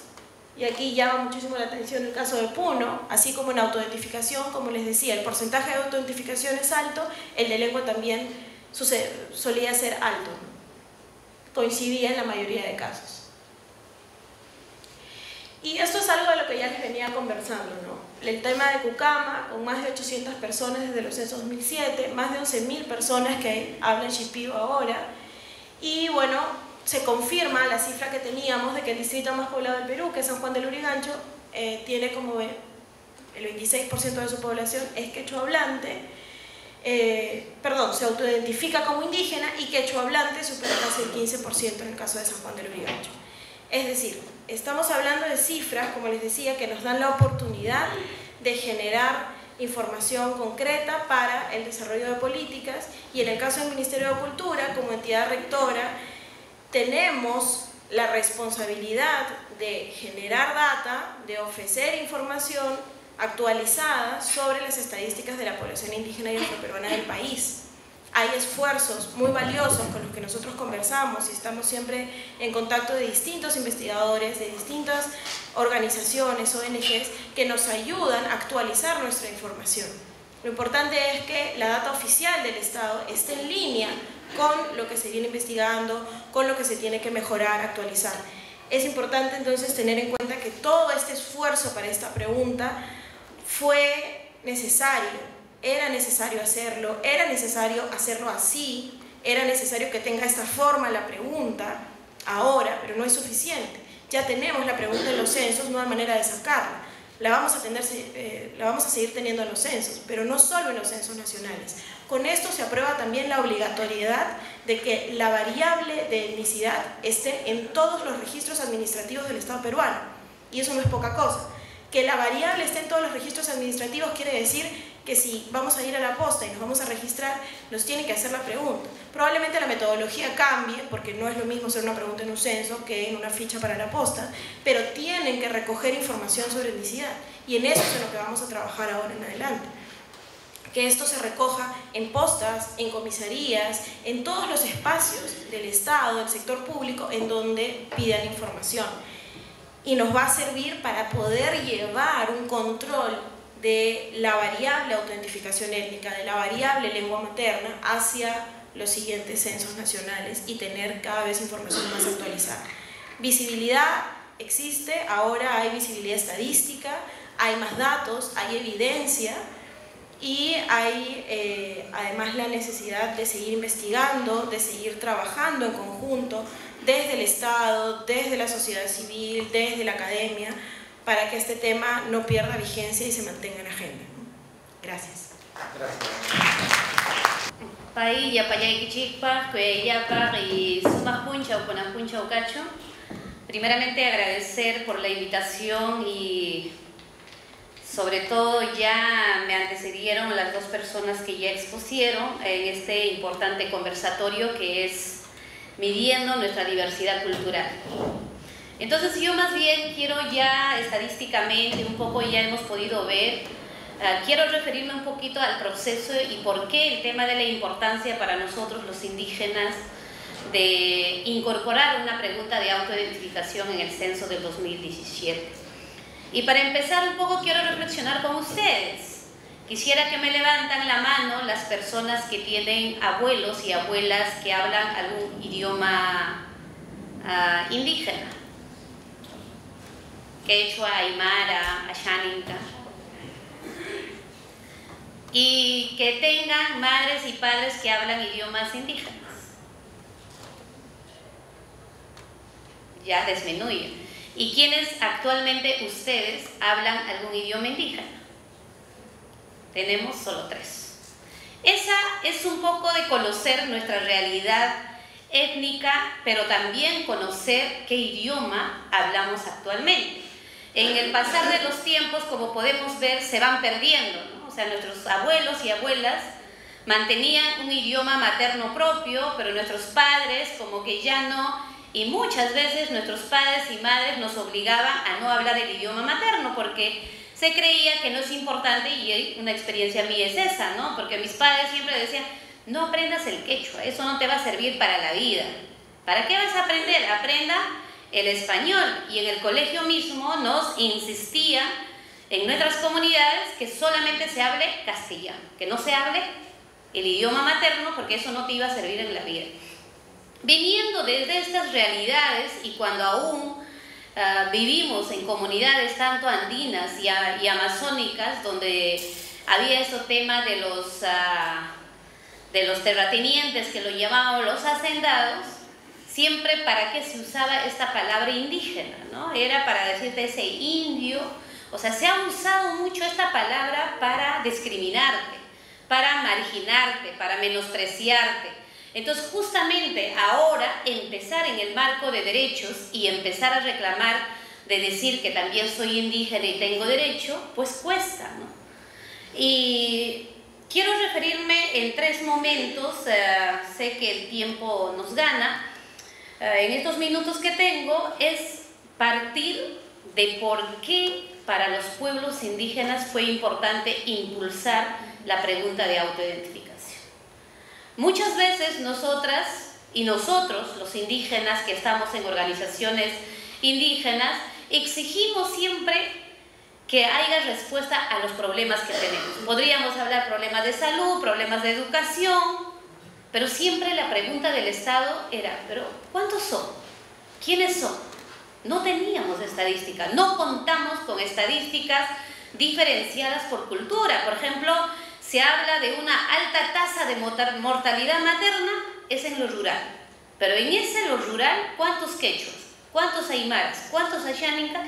No teníamos esa información desagregada para que pueda haber una respuesta atinada, una respuesta inmediata de parte del Estado. Entonces siempre cuando exigíamos políticas públicas, decían, ¿pero dónde está? ¿Quién te dice? Tú dirás eso. pero el NI no tiene esa data. Entonces, sinceramente, las organizaciones indígenas entramos en este proceso por esa necesidad de visibilizar, porque no era suficiente que nosotros tuviéramos nuestra base de datos. Eso no es público, eso no es garantía, sino es del NI. Entonces empezamos, y como decía Daniela, en 2012 se constituye un comité interétnico para incorporar la pregunta de autoidentificación, integrado por diferentes sectores, liderado por el NI. Estaba en representación de la academia, estaba la Universidad Católica, estaba UNFPA en representación de Naciones Unidas, que ve el tema de poblaciones, estaba el Ministerio de Cultura representado por el viceministerio y 2 representantes indígenas que en ese momento teníamos desde ONAMIAM y CONAM. Con este equipo se constituye el comité y el primer reunión, me acuerdo mucho, dijimos, ¿y ahora qué pregunta le hacemos? Y las propuestas que salieron en eso pero muchas propuestas. Una de ellas, y del que anecdóticamente siempre me acuerdo, la propuesta del NI y también creo con la Católica coincidía, era implementar la paleta de colores. Seguramente ustedes en algún momento han podido ver eso, que también se implementan en otros países el tema de paleta de colores para un poco medir qué tan claro de piel tienes. Pero en el caso de Perú, la propuesta era, la primera pregunta que se ensayó era, según tus antepasados y tus ancestros, ¿usted se siente indígena? Márqueme de 1 al 5. Sinceramente, para las organizaciones indígenas era una ofensa y la respuesta fue, desde las organizaciones indígenas dijimos, yo no le puedo preguntar a Daniela y decirle, Daniela, ¿qué tan mujer te sientes? Márcame de 1 al 5. Porque era algo que nos decía.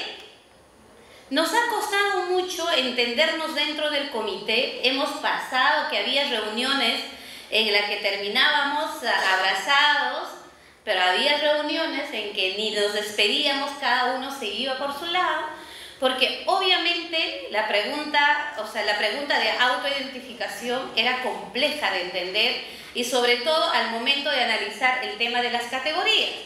Y con eso voy inmediatamente el planteamiento que me hacía recordar Daniela. Dijimos, tenemos que tener un objetivo. ¿Para qué queremos incluir la pregunta de autoidentificación en el censo? Y todos del comité coincidíamos claramente que era para disminuir las brechas que existían dentro del Estado peruano, sobre todo las brechas, como decía, de cómo reducimos las brechas de acceso a los servicios básicos, sobre todo a la población indígena y afroperuana. Enmarcado este objetivo, las organizaciones indígenas dijimos, y partiendo desde nuestra experiencia, que no debe de ir la categoría mestizo, sobre todo para esta pregunta, porque teníamos el objetivo es disminuir las brechas de acceso, de inequidad. Entonces yo hasta ahora, si ya me paso un poquito al tema de resultados, es de que actualmente sé que el 60% de la población somos mestizos. Y yo pregunto aquí a Daniela, ¿qué política va a destinar al 60% de los mestizos? Si esa no fue nuestro objetivo. Seguramente el tema de la representación de mestizos nos permite ayudar a saber sobre nuestra diversidad cultural, pero más no para disminuir el tema de las brechas de desigualdad que hay en la población indígena y afroperuana, ¿no? Y por ello, pasando sobre todo después de 5 años de trabajo constante del comité, faltando creo medio año, ¿no, Daniela? Finalmente, faltando un año, se logra consensuar de alguna manera la pregunta y se pone en prueba en el tema del ENAJO con estas 2 preguntas, con las preguntas que tenían, uno quitando la categoría mestizo y en el otro manteniendo el tema de la categoría mestiza, y pasaron el tema. Claro, pasaron el tema de las pruebas, regresa y finalmente por mayoría se decide esta pregunta que tuvimos en el censo, la pregunta del 25. Y podría decir, autocríticamente no tuvimos, las organizaciones indígenas no tuvimos la capacidad comunicativa de difundir esta pregunta. No se contó con un presupuesto para difundir esta pregunta y de alguna manera se hizo alianza con el Ministerio de Cultura, que tampoco pudimos cubrir todo como nos hubiera gustado. Entonces, sé que pasaron los 10 minutos, pero en 2 minutos quiero plantearles, sé que la mayoría de aquí son estudiantes de antropología, sociología, y me animaría a plantearles que nos hagamos la pregunta: ¿para qué nos va a servir los resultados de este censo y sobre todo de la pregunta de autoidentificación?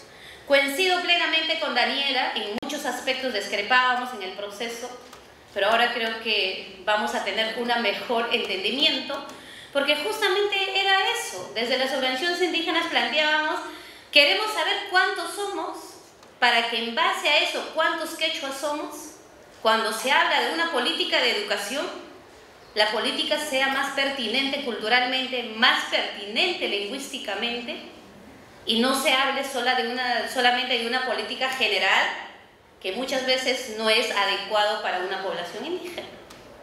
Por ejemplo, el tema de la educación bilingüe intercultural. Tenemos una política, y eso ¿dónde se implementaba hasta ahora? Solo en lo rural.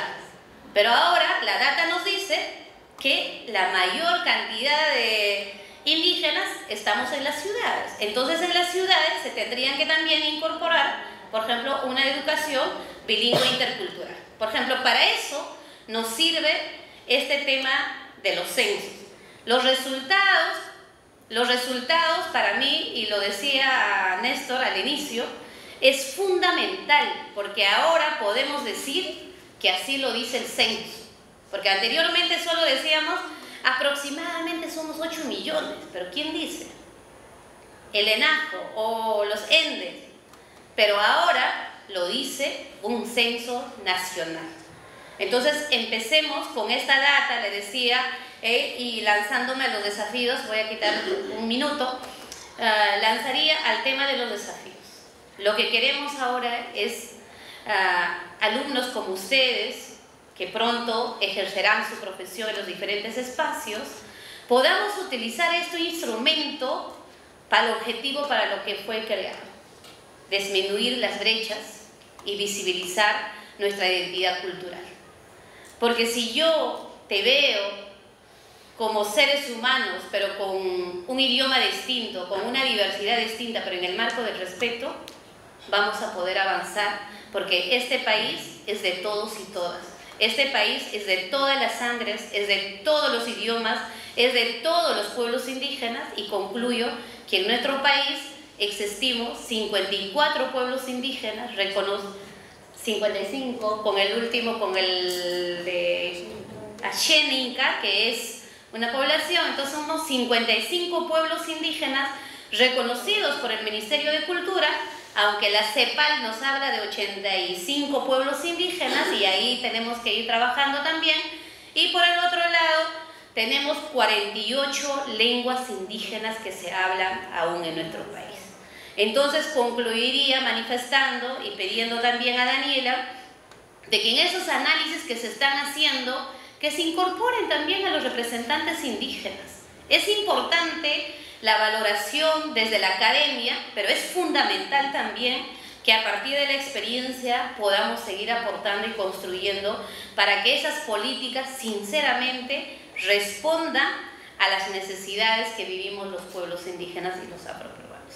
Y a Néstor seguir en esa tarea fundamental que es escribir, porque también los indígenas tenemos que reconocer somos pueblos orales y no escribimos nuestra historia, y quizás en eso es fundamental enlazarnos con ustedes y poder empezar la historia mirada desde ambos lados y no solamente estudiada y mirada desde la academia, y nosotros simplemente como que no tuviéramos una opinión, ¿no? Entonces son temas y son reflexiones que nos van a seguir avanzando, y yo diría que el tema del censo no es el fin, es el inicio para seguir conquistando más derechos y para seguir también ejerciendo nuestros derechos más colectivos. Gracias.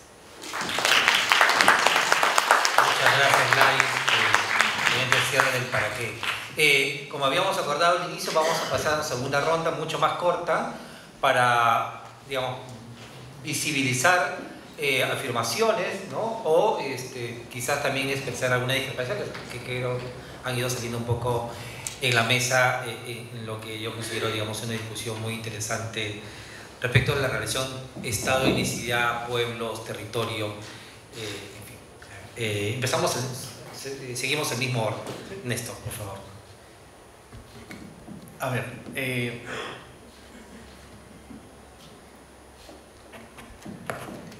ya, ahora sí. Sí, efectivamente creo que los temas son muy interesantes. Yo creo que es una discusión que recién se abre, pero sí quiero hacer una primera anotación aclaratoria. Estamos en lo mismo, es decir, Grade, además creo que se olvidó decir Gladys, Grade promovió el comité, es decir, Grade ha sido el promotor, Grade ha estado presente. El tema de las estadísticas étnicas no es porque yo trabaje en Grade, pero la primera institución que ha trabajado esos temas de la investigación académica ha sido Grade. El año, en fin, todo este enfoque de las estadísticas étnicas es una apuesta de Grade, porque nosotros creemos que efectivamente la mejor manera de poder abordar y combatir estas brechas es justamente visibilizando dónde están, cuántos son, qué problemática tienen cada uno de los sectores, porque cada sector supone, en fin, es un mundo, digamos, ¿no? Mi posición, sin embargo, sí es crítica, es decir, sí, yo siento como que la presentación de Daniela, ¿no? Es un poco defender lo que hay, lo que se avanzó. Yo sí lo defiendo, pero bueno, a mí quizás me da la libertad de estar hablando desde la academia, un poco ser escéptico, sí, lo soy, pero voy a decir por qué lo soy, y me olvidé de mencionar eso al inicio de toda la exposición.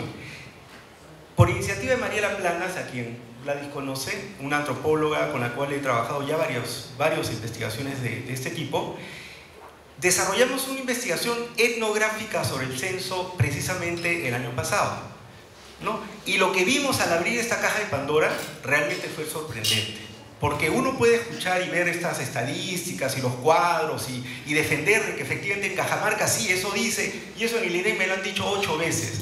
En ENCO está muy bien hecha, todo es así, ese dato es sí, real. En Cajamarca hay afro, sí, es así. Rocío Muñoz se paseó Cajamarca a través del mapa geoétnico que hizo precisamente desde el Ministerio de Cultura, la Dirección Afroperuana para Políticas Afroperuanas, y me dijo ella, yo no pude ir en aquella ocasión, Néstor, no hay modo, es decir, no estoy hablando solo por un tema de fenotipo, que en el caso de la población afroperuana sí cuenta, pues, sí cuenta. Y no lo digo yo, eso es para la misma población. Yo insisto mucho en eso. Acá tenemos que ubicar bien cuál es acá el tema. Es decir, cuando hablamos de autoidentificación étnica, no estamos hablando de lo que Néstor Valdivia cree.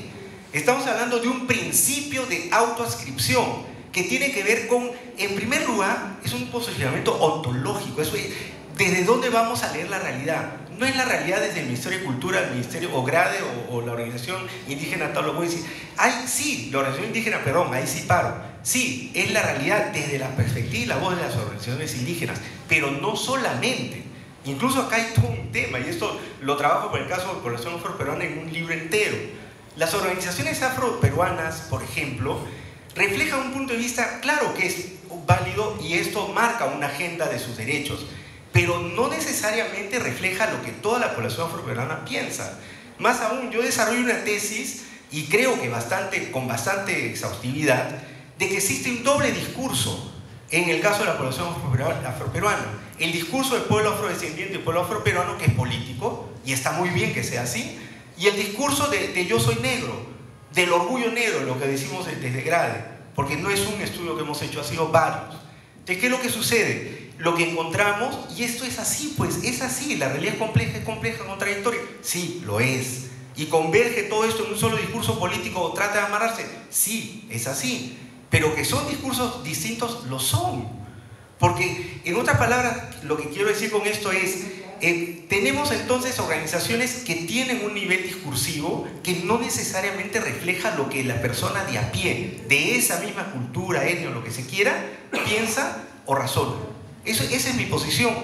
Y yo voy a simplemente, para terminar, quiero leer, el estudio no se ha publicado, me gustaría incluso, y me comprometo a invitar a Mariela Planas y el equipo de antropólogos ayacuchanos que estuvo a cargo de hacer el estudio, porque se hizo en 3 localidades, se hizo en Satipo, se hizo en Yapatera, donde yo estuve presente, y se hizo en Ayacucho, en la provincia de La Mar, Jarhuapampa, la comunidad de Jarhuapampa. Yo no hice el trabajo de campo, aclaro eso, pero sí formé parte del equipo grande, ¿no? Porque si ustedes se dan cuenta, nos dividimos el trabajo de tal manera que tratamos de cubrir la dimensión de la identidad indígena amazónica, la identidad indígena quechua y la identidad afrodescendiente. La verdad es que las conclusiones sí me generan desazón, sí me generan a mí bastante escepticismo. Y no solamente estoy hablando de los problemas que hubo en el tema de la omisión censal, que ya sabemos cuáles fueron, que no fue poca cosa. Estoy hablando ya del contenido y la validez de la misma pregunta. En primer lugar, lo que nosotros constatamos, y acá por supuesto hago el disclaimer siguiente, ¿no? Es decir, no, pero ese es un estudio de caso. Ya, nosotros somos de ciencias sociales y sabemos que esa descalificación no vale. Esto por supuesto que es un estudio de caso, pero puede ser muy revelador, porque de lo que se trata es de mirar los procesos adentro, no quedarse con la estadística de dice 10% y está recontra validado estadísticamente. Ya, bacán. Pero ¿qué cosa refleja dentro ese 10%? Eso es lo que intentamos hacer con este estudio, absolutamente cualitativo, etnográfico. Y lo que nosotros encontramos en primer lugar fue un estado distante de la población, un estado que tiene un vínculo con la población quechua clientelar, absolutamente, y ese es un problema que por supuesto yo procuro, desde todo el trabajo que hago como académico, de combatir, de ayudar a que no sea así.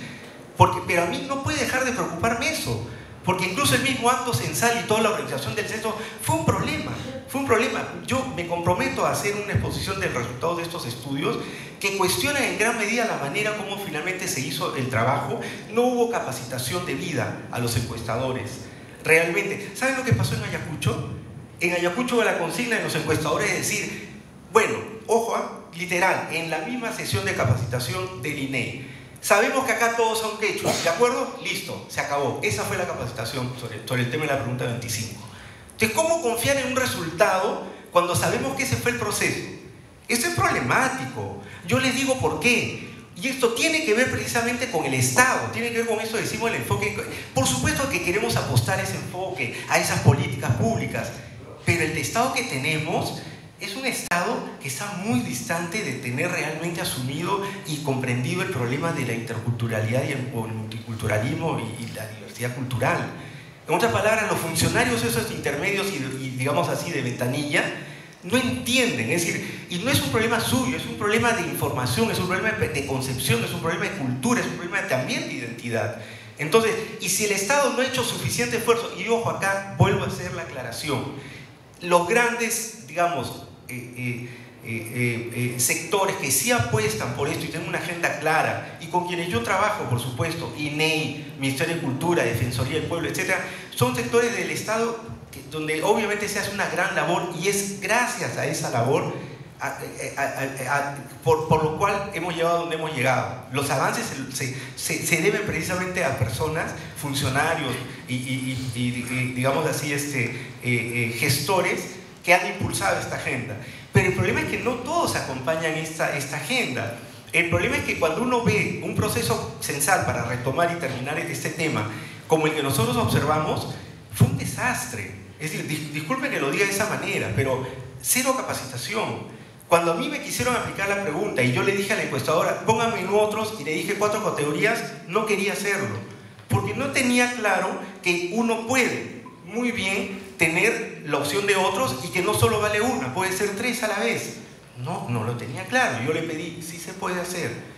¿Ya? Y a pesar que en Yapatera los problemas de gestión, digamos, del censo no fueron tan graves, para nada. La gravedad sí la encontramos un poco en el caso de Ayacucho, donde hubo cero capacitación, como les digo, pero además, y ahora sí con eso termino, nos permitió esta entrada, este estudio cualitativo, etnográfico, ver la complejidad que está detrás de este tema de la identidad. Yo quiero leer solamente unos párrafos de la persona, del antropólogo que hizo este informe. Es un informe de campo, en realidad, Mariano Aronés, de repente lo conocen. Claro, trabajó también en el IEP, si no me equivoco. Bueno, él, por ejemplo, describe lo siguiente, para que vean ustedes, a eso me refiero, es decir, porque la verdad, antes me estaba olvidando de algo importante que dijo Daniela. La verdad, a mí sí me sorprende cuando Daniela señala que el objetivo del censo era mantener las categorías del ENAO porque de esa manera posibilitaba comparación. Perdón, la verdad es que yo, primera vez que lo escucho, yo participé en reuniones del comité técnico y yo entendí de otra manera. Es cierto que después ya no estuve, es verdad. Yo no estuve, estuvo Grade, otras personas, yo no. Pero yo pensé de otra manera el tema, yo pensé que se trataba de efectivamente desprenderse de lo anterior, un poco desvestirse y decir, veamos de alguna manera y de manera profunda cómo realmente, si construyamos de cero estas categorías, ¿no? ¿Qué complejo y difícil? Es difícil, pues, pero yo pensé que esa era la apuesta. ¿Por qué? Porque mantenerse con las categorías del ENAO, y en este libro yo cuento cuál es finalmente la génesis de esas categorías, la verdad que no es un buen camino, porque esas categorías nunca tuvieron una validación de ningún tipo. Hasta donde yo he averiguado en el INEI, esas categorías se hicieron en un escritorio y hechos por antropólogos. Está bien, fue la opinión de un antropólogo por ahí, bacán, pero ¿acaso de eso se trata cuando uno habla de identidad? Yo creo que no, es decir, mi punto de vista es que no, de repente estoy equivocado, pero yo creo más bien que de lo que se trata, si se habla de autoascripción, ahí está el punto, autoascripción. Autoascripción significa de que no es lo que yo pienso, lo que piensa Pablo, lo que piensa tal otra persona, no, es lo que piensa la persona, el sujeto social. Y eso supone meterse en su lógica, preguntarle a él. ¿De acuerdo? Ese es un poco el principio que yo quiero rescatar. Y es lo que nosotros hemos visto que el censo no ha respetado. Entonces hay un nivel de violencia simbólica del Estado, y a eso voy, por lo menos en este caso que nosotros observamos. Y esto debería llevarnos un poco a reflexión, porque podemos quedarnos y contentarnos y impulsar y decir, no, todo está bien, no hagamos olas, o en todo caso mantengamos, está bien, pero ¿cuál va a ser finalmente la efectividad de todo este esfuerzo? Porque todo esto supone además, como bien se ha dicho, pasar una etapa donde ahora los registros públicos van a tener que incorporar la pregunta y ya, pero ¿qué pasa? Número uno, si estas categorías no son válidas o son complicadas porque, ojo, que diga 23% puede significar todo como puede significar nada. Es decir, ¿qué cosa está detrás? A eso voy, eso es lo que me interesa. Es decir, por honestidad académica tengo que plantearlo, porque lo que yo he visto hasta ahora me lleva a dudas, ¿no? Entonces, el problema no solamente es obtener el porcentaje, sino saber si realmente hay una validez en términos de la propia representatividad, digamos así, de esa configuración étnica, ¿no? Y yo creo que es ahí donde hay una agenda tremenda. Es decir, y la verdad es que sí tengo que ser honesto en decirles, no sé cuál es la solución, porque yo veo que es bien complejo. Y ahora sí termino con esto. Textualmente, el informe de campo hecho por este antropólogo, cuando señala, podemos decir que a la luz del proceso de implementación del censo en el centro poblado de Jarhuapampa, la pregunta 25, esta identificación, acaba siendo muy, comillas, autoritaria, en tanto planteaba y esperaba de parte de los encuestados una sola respuesta clara y precisa, lo que yo había señalado, ¿no? Lo cual está bien, es una opción, pero seamos conscientes que es una manera de entender la etnicidad, ¿no? Era algo así como preguntar el nombre de una persona que no da opción a recibir como respuesta muchos nombres, ni mucho menos apodos y demás cosas. Asumimos que la pregunta 25 partía de la premisa de la identidad no es sino un asunto dado, preexistente y por lo tanto pasible de encontrarla y consciente de registrarla.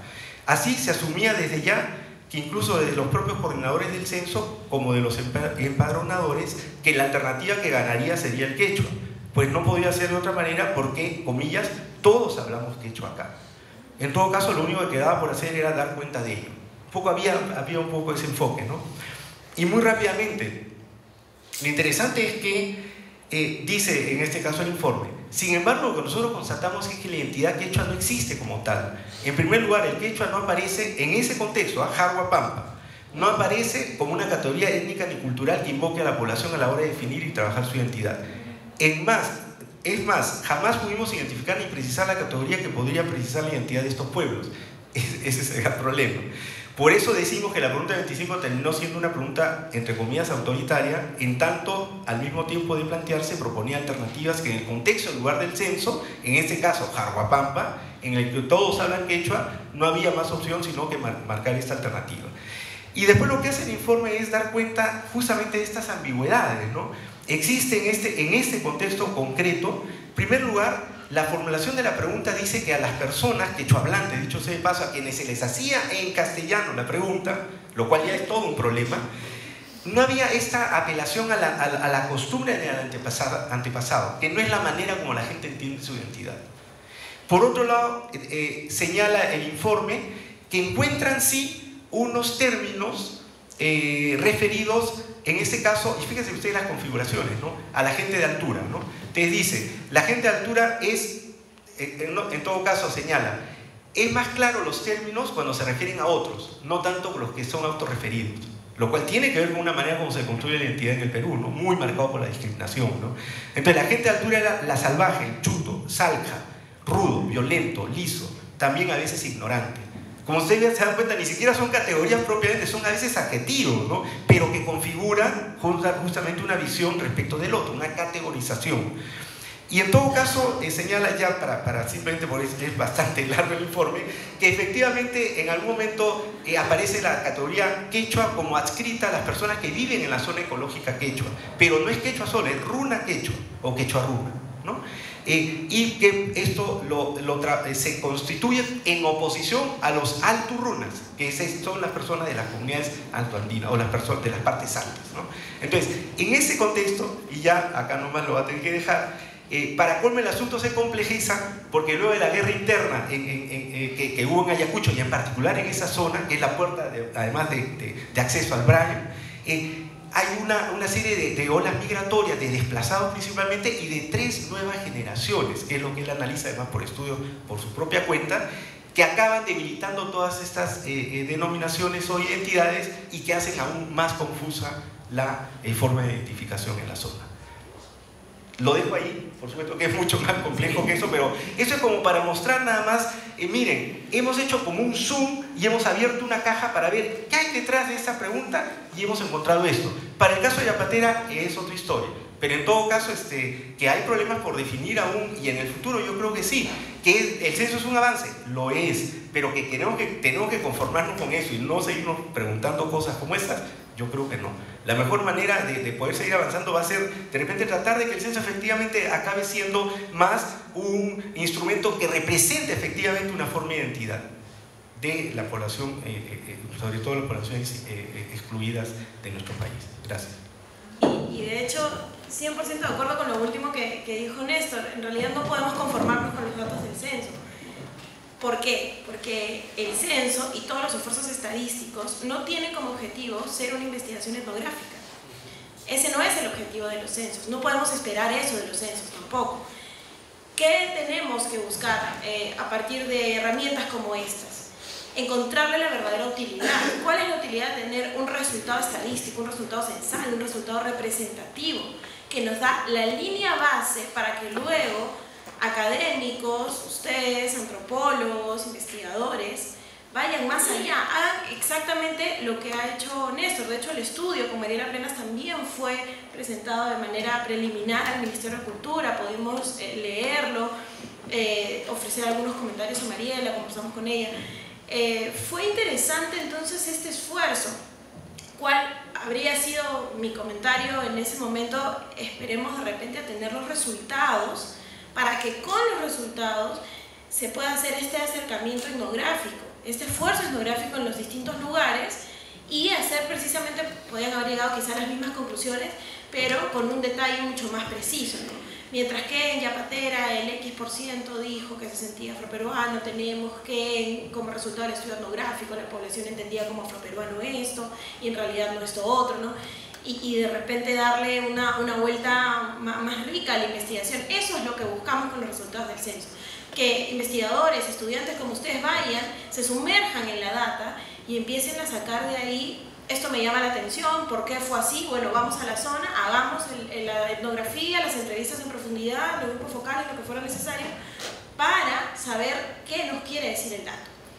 Esto pudiendo ser que nos dé resultados distintos en el campo, no quiere decir que la metodología estadística como tal tenga fallas, porque estamos hablando de cosas diferentes. Entonces es importante resaltar la utilidad de tener datos estadísticos. Entonces sobre eso yo quería hacer algunos comentarios, ¿no? Por ejemplo, Gladys comentó, CEPAL dice 88 pueblos aproximadamente. Cuando nosotros evaluamos ese dato, ahí se estaban recogiendo información preliminar todavía, no en línea con las metodologías que nosotros seguimos en el Ministerio de Identificación de Pueblos, de las identidades quechuas. Y es cierto, es por eso que en la base de datos de pueblos indígenas, el único pueblo al que se le denomina en plural es los quechuas. En todos los otros casos hablamos de el aymara, el jacaro, el shipibo, el aguajún, el yahue, en fin. ¿Por qué? Porque dentro de los quechos hay una serie de identidades y en esos están los chopjas, los chancas, los quero, en fin. Entonces, la idea es que todas estas identidades puedan ser un pueblo indígena diferente, de hecho lo es. ¿Qué nos falta? Información, estudios de ustedes, antropólogos, necesitamos el estudio de la identidad chopja, la identidad quero, la identidad chanca, que este estudio tenga cana, que este estudio tenga la validez, la información para nosotros poder incorporarlo en la base de datos, que el Estado trabaje de la mano con la academia para eso. Ahí es donde necesitamos esfuerzo, invocamos a que se investigue esto y la base de datos y toda la información del Ministerio está en constante actualización, para nada es cerrado. Y bueno, como sobre el tema del mestizo que también indicaba Gladys, y me hizo una pregunta, ¿no? ¿Qué políticas podríamos hacer para la población mestizo? ¿De qué me sirve saber que son 60% de los mestizos en este país? En los datos del ENAO anteriores, el mestizo superaba normalmente casi el 80%. Ha bajado. ¿Qué nos dice eso? ¿Qué nos dice la cifra? Ya no es 80, es 60. ¿Dónde se fueron esos otros que antes se decían mestizos y ahora cómo se denominan? Entonces podemos hacer este análisis de la data y cuando tengamos la información geográfica, es decir, por centros poblados, vamos a poder hacer preguntas como, en zonas con predominancia indígena, y hablaremos de predominancia indígena por la cantidad de comunidades nativas o campesinas pertenecientes a un pueblo indígena, en las zonas donde hay mayor cantidad de comunidades de pueblos indígenas, ¿qué respondió esta población? Y si es que ahí está la población que respondió mestizo, por ejemplo, ¿y por qué responden mestizo si viven dentro del ámbito de una comunidad nativa o una comunidad campesina? Esas preguntas nos llevan al análisis, a la investigación o a generar nuevos espacios para focalizar políticas relacionadas con reivindicación de la identidad, revalorización de lengua, en fin. ¿Qué está pasando si es que en una zona con predominancia indígena en términos de cantidad de comunidades nativas y campesinas tenemos alto porcentaje de población que se autoidentificó mestizo? Es una alerta. Entonces, la data es útil de todas maneras. ¿Es suficiente? No. Era necesaria, pero no suficiente y tenemos que seguir avanzando en esta línea de todas maneras. El tema de la paleta de colores que comentó Gladys me llamó muchísimo la atención porque en realidad es una cosa que sí sucede en otros países, pero no hay manera de que esto suceda si no se tenía la pregunta inicial de autoidentificación étnica y sucede además con toda una metodología asociada a hacer cruces de variables. Es tal cual, ¿no? Uno me parece que es en Costa Rica que sucede el tema de la paleta de colores y uno elige de acuerdo a su color de piel y luego se cruza el dato que sale de la paleta de colores con la variable de autoidentificación étnica. Entonces uno puede tener una diferencia entre qué salió en la paleta de color de piel y la autoidentificación y además el tema de la paleta de colores con otros temas como acceso laboral y podías tener cifras asociadas a racismo.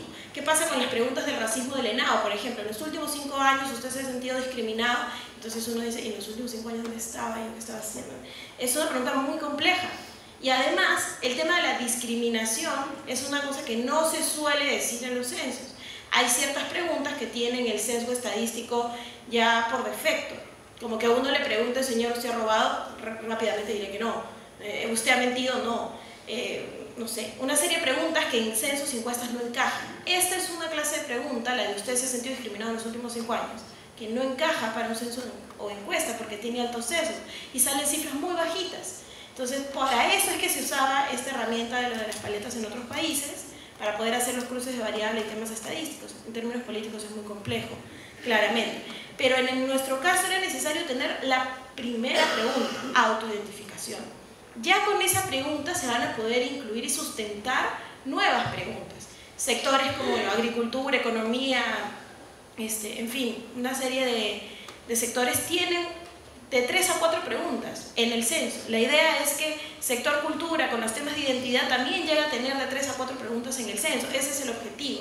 Ya hemos validado nuestra primera pregunta. ¿Cuál será la siguiente? De repente una con una forma de opciones múltiples. De repente, como decía Néstor, ya no quedarnos solamente en el esquema del ENAO. Ya superamos este momento en que teníamos que mantenernos en el esquema del ENAO para la comparación estadística. Es un primer momento. En adelante y en los registros estadísticos vamos a poder agregar nuevas preguntas. ¿Usted se siente indígena, sí o no? ¿Usted se siente afroperuano, sí o no? ¿Qué significa para usted? En fin, otras que encajen en la lógica de los censos y encuestas. Entonces eso es importante, tener la primera pregunta, y también otras sobre lengua. Tenemos que tener información sobre bilingüismo, que a la fecha no se tiene.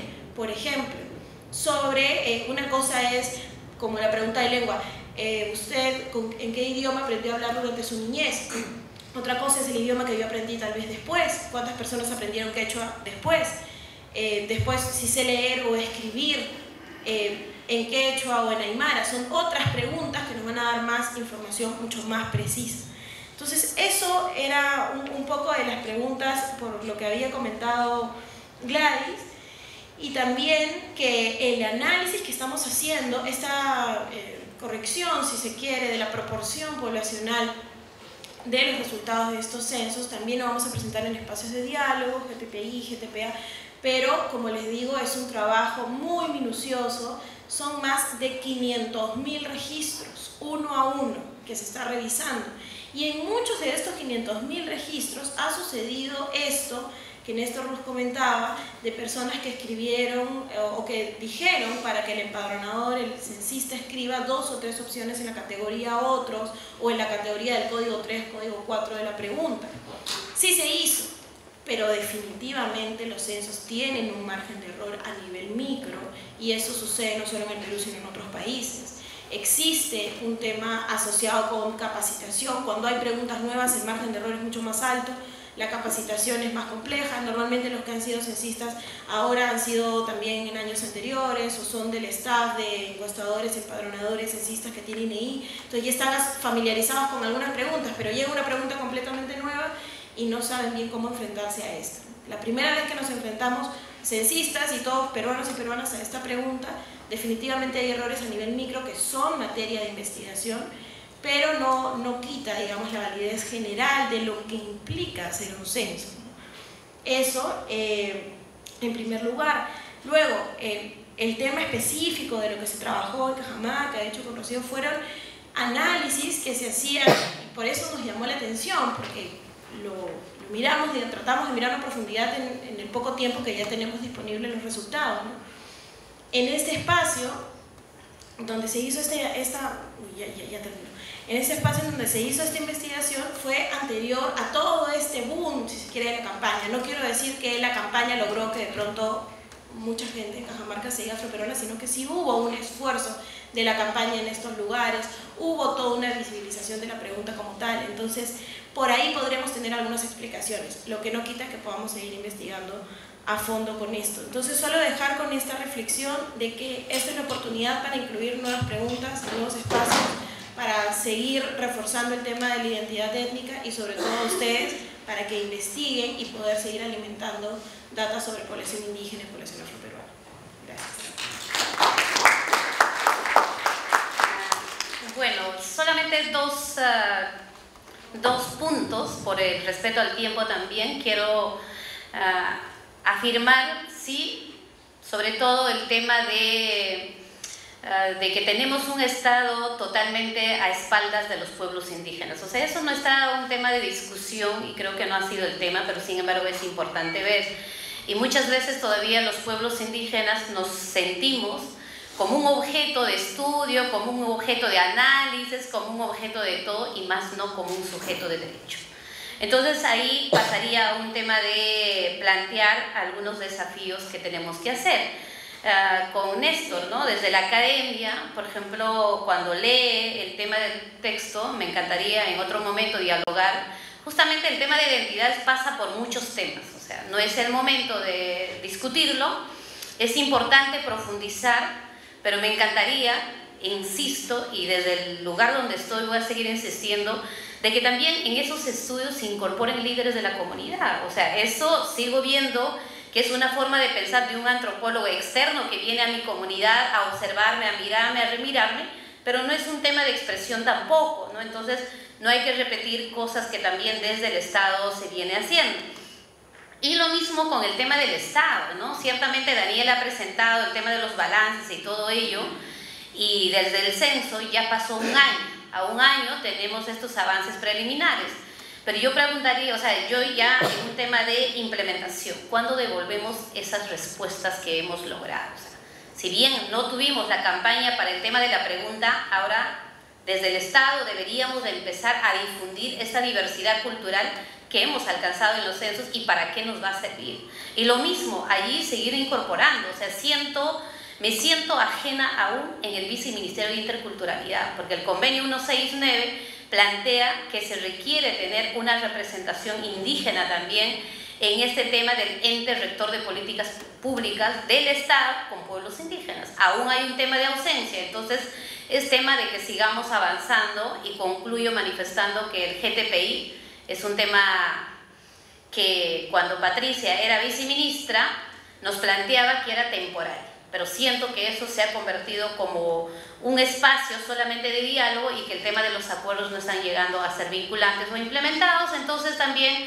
hay este tema de deuda histórica de contar con una institucionalidad indígena en materia de pueblos indígenas que ayudaría justamente para subsanar las diferentes limitaciones que estamos viendo. Y agradezco a Pablo y a todos y todas por habernos acompañado hasta el final. Muchas gracias, como para ir cerrando, me parece importante, como se dijo al inicio, la pluralidad de vocerías en esta mesa, la academia, la gestión pública, la sociedad civil, ¿no? Que precisamente plantea, digamos, el desafío de plantearnos nuevas preguntas acerca de un tema que de hecho seguirá siendo controversial. Los números no son neutros, digamos, ¿no?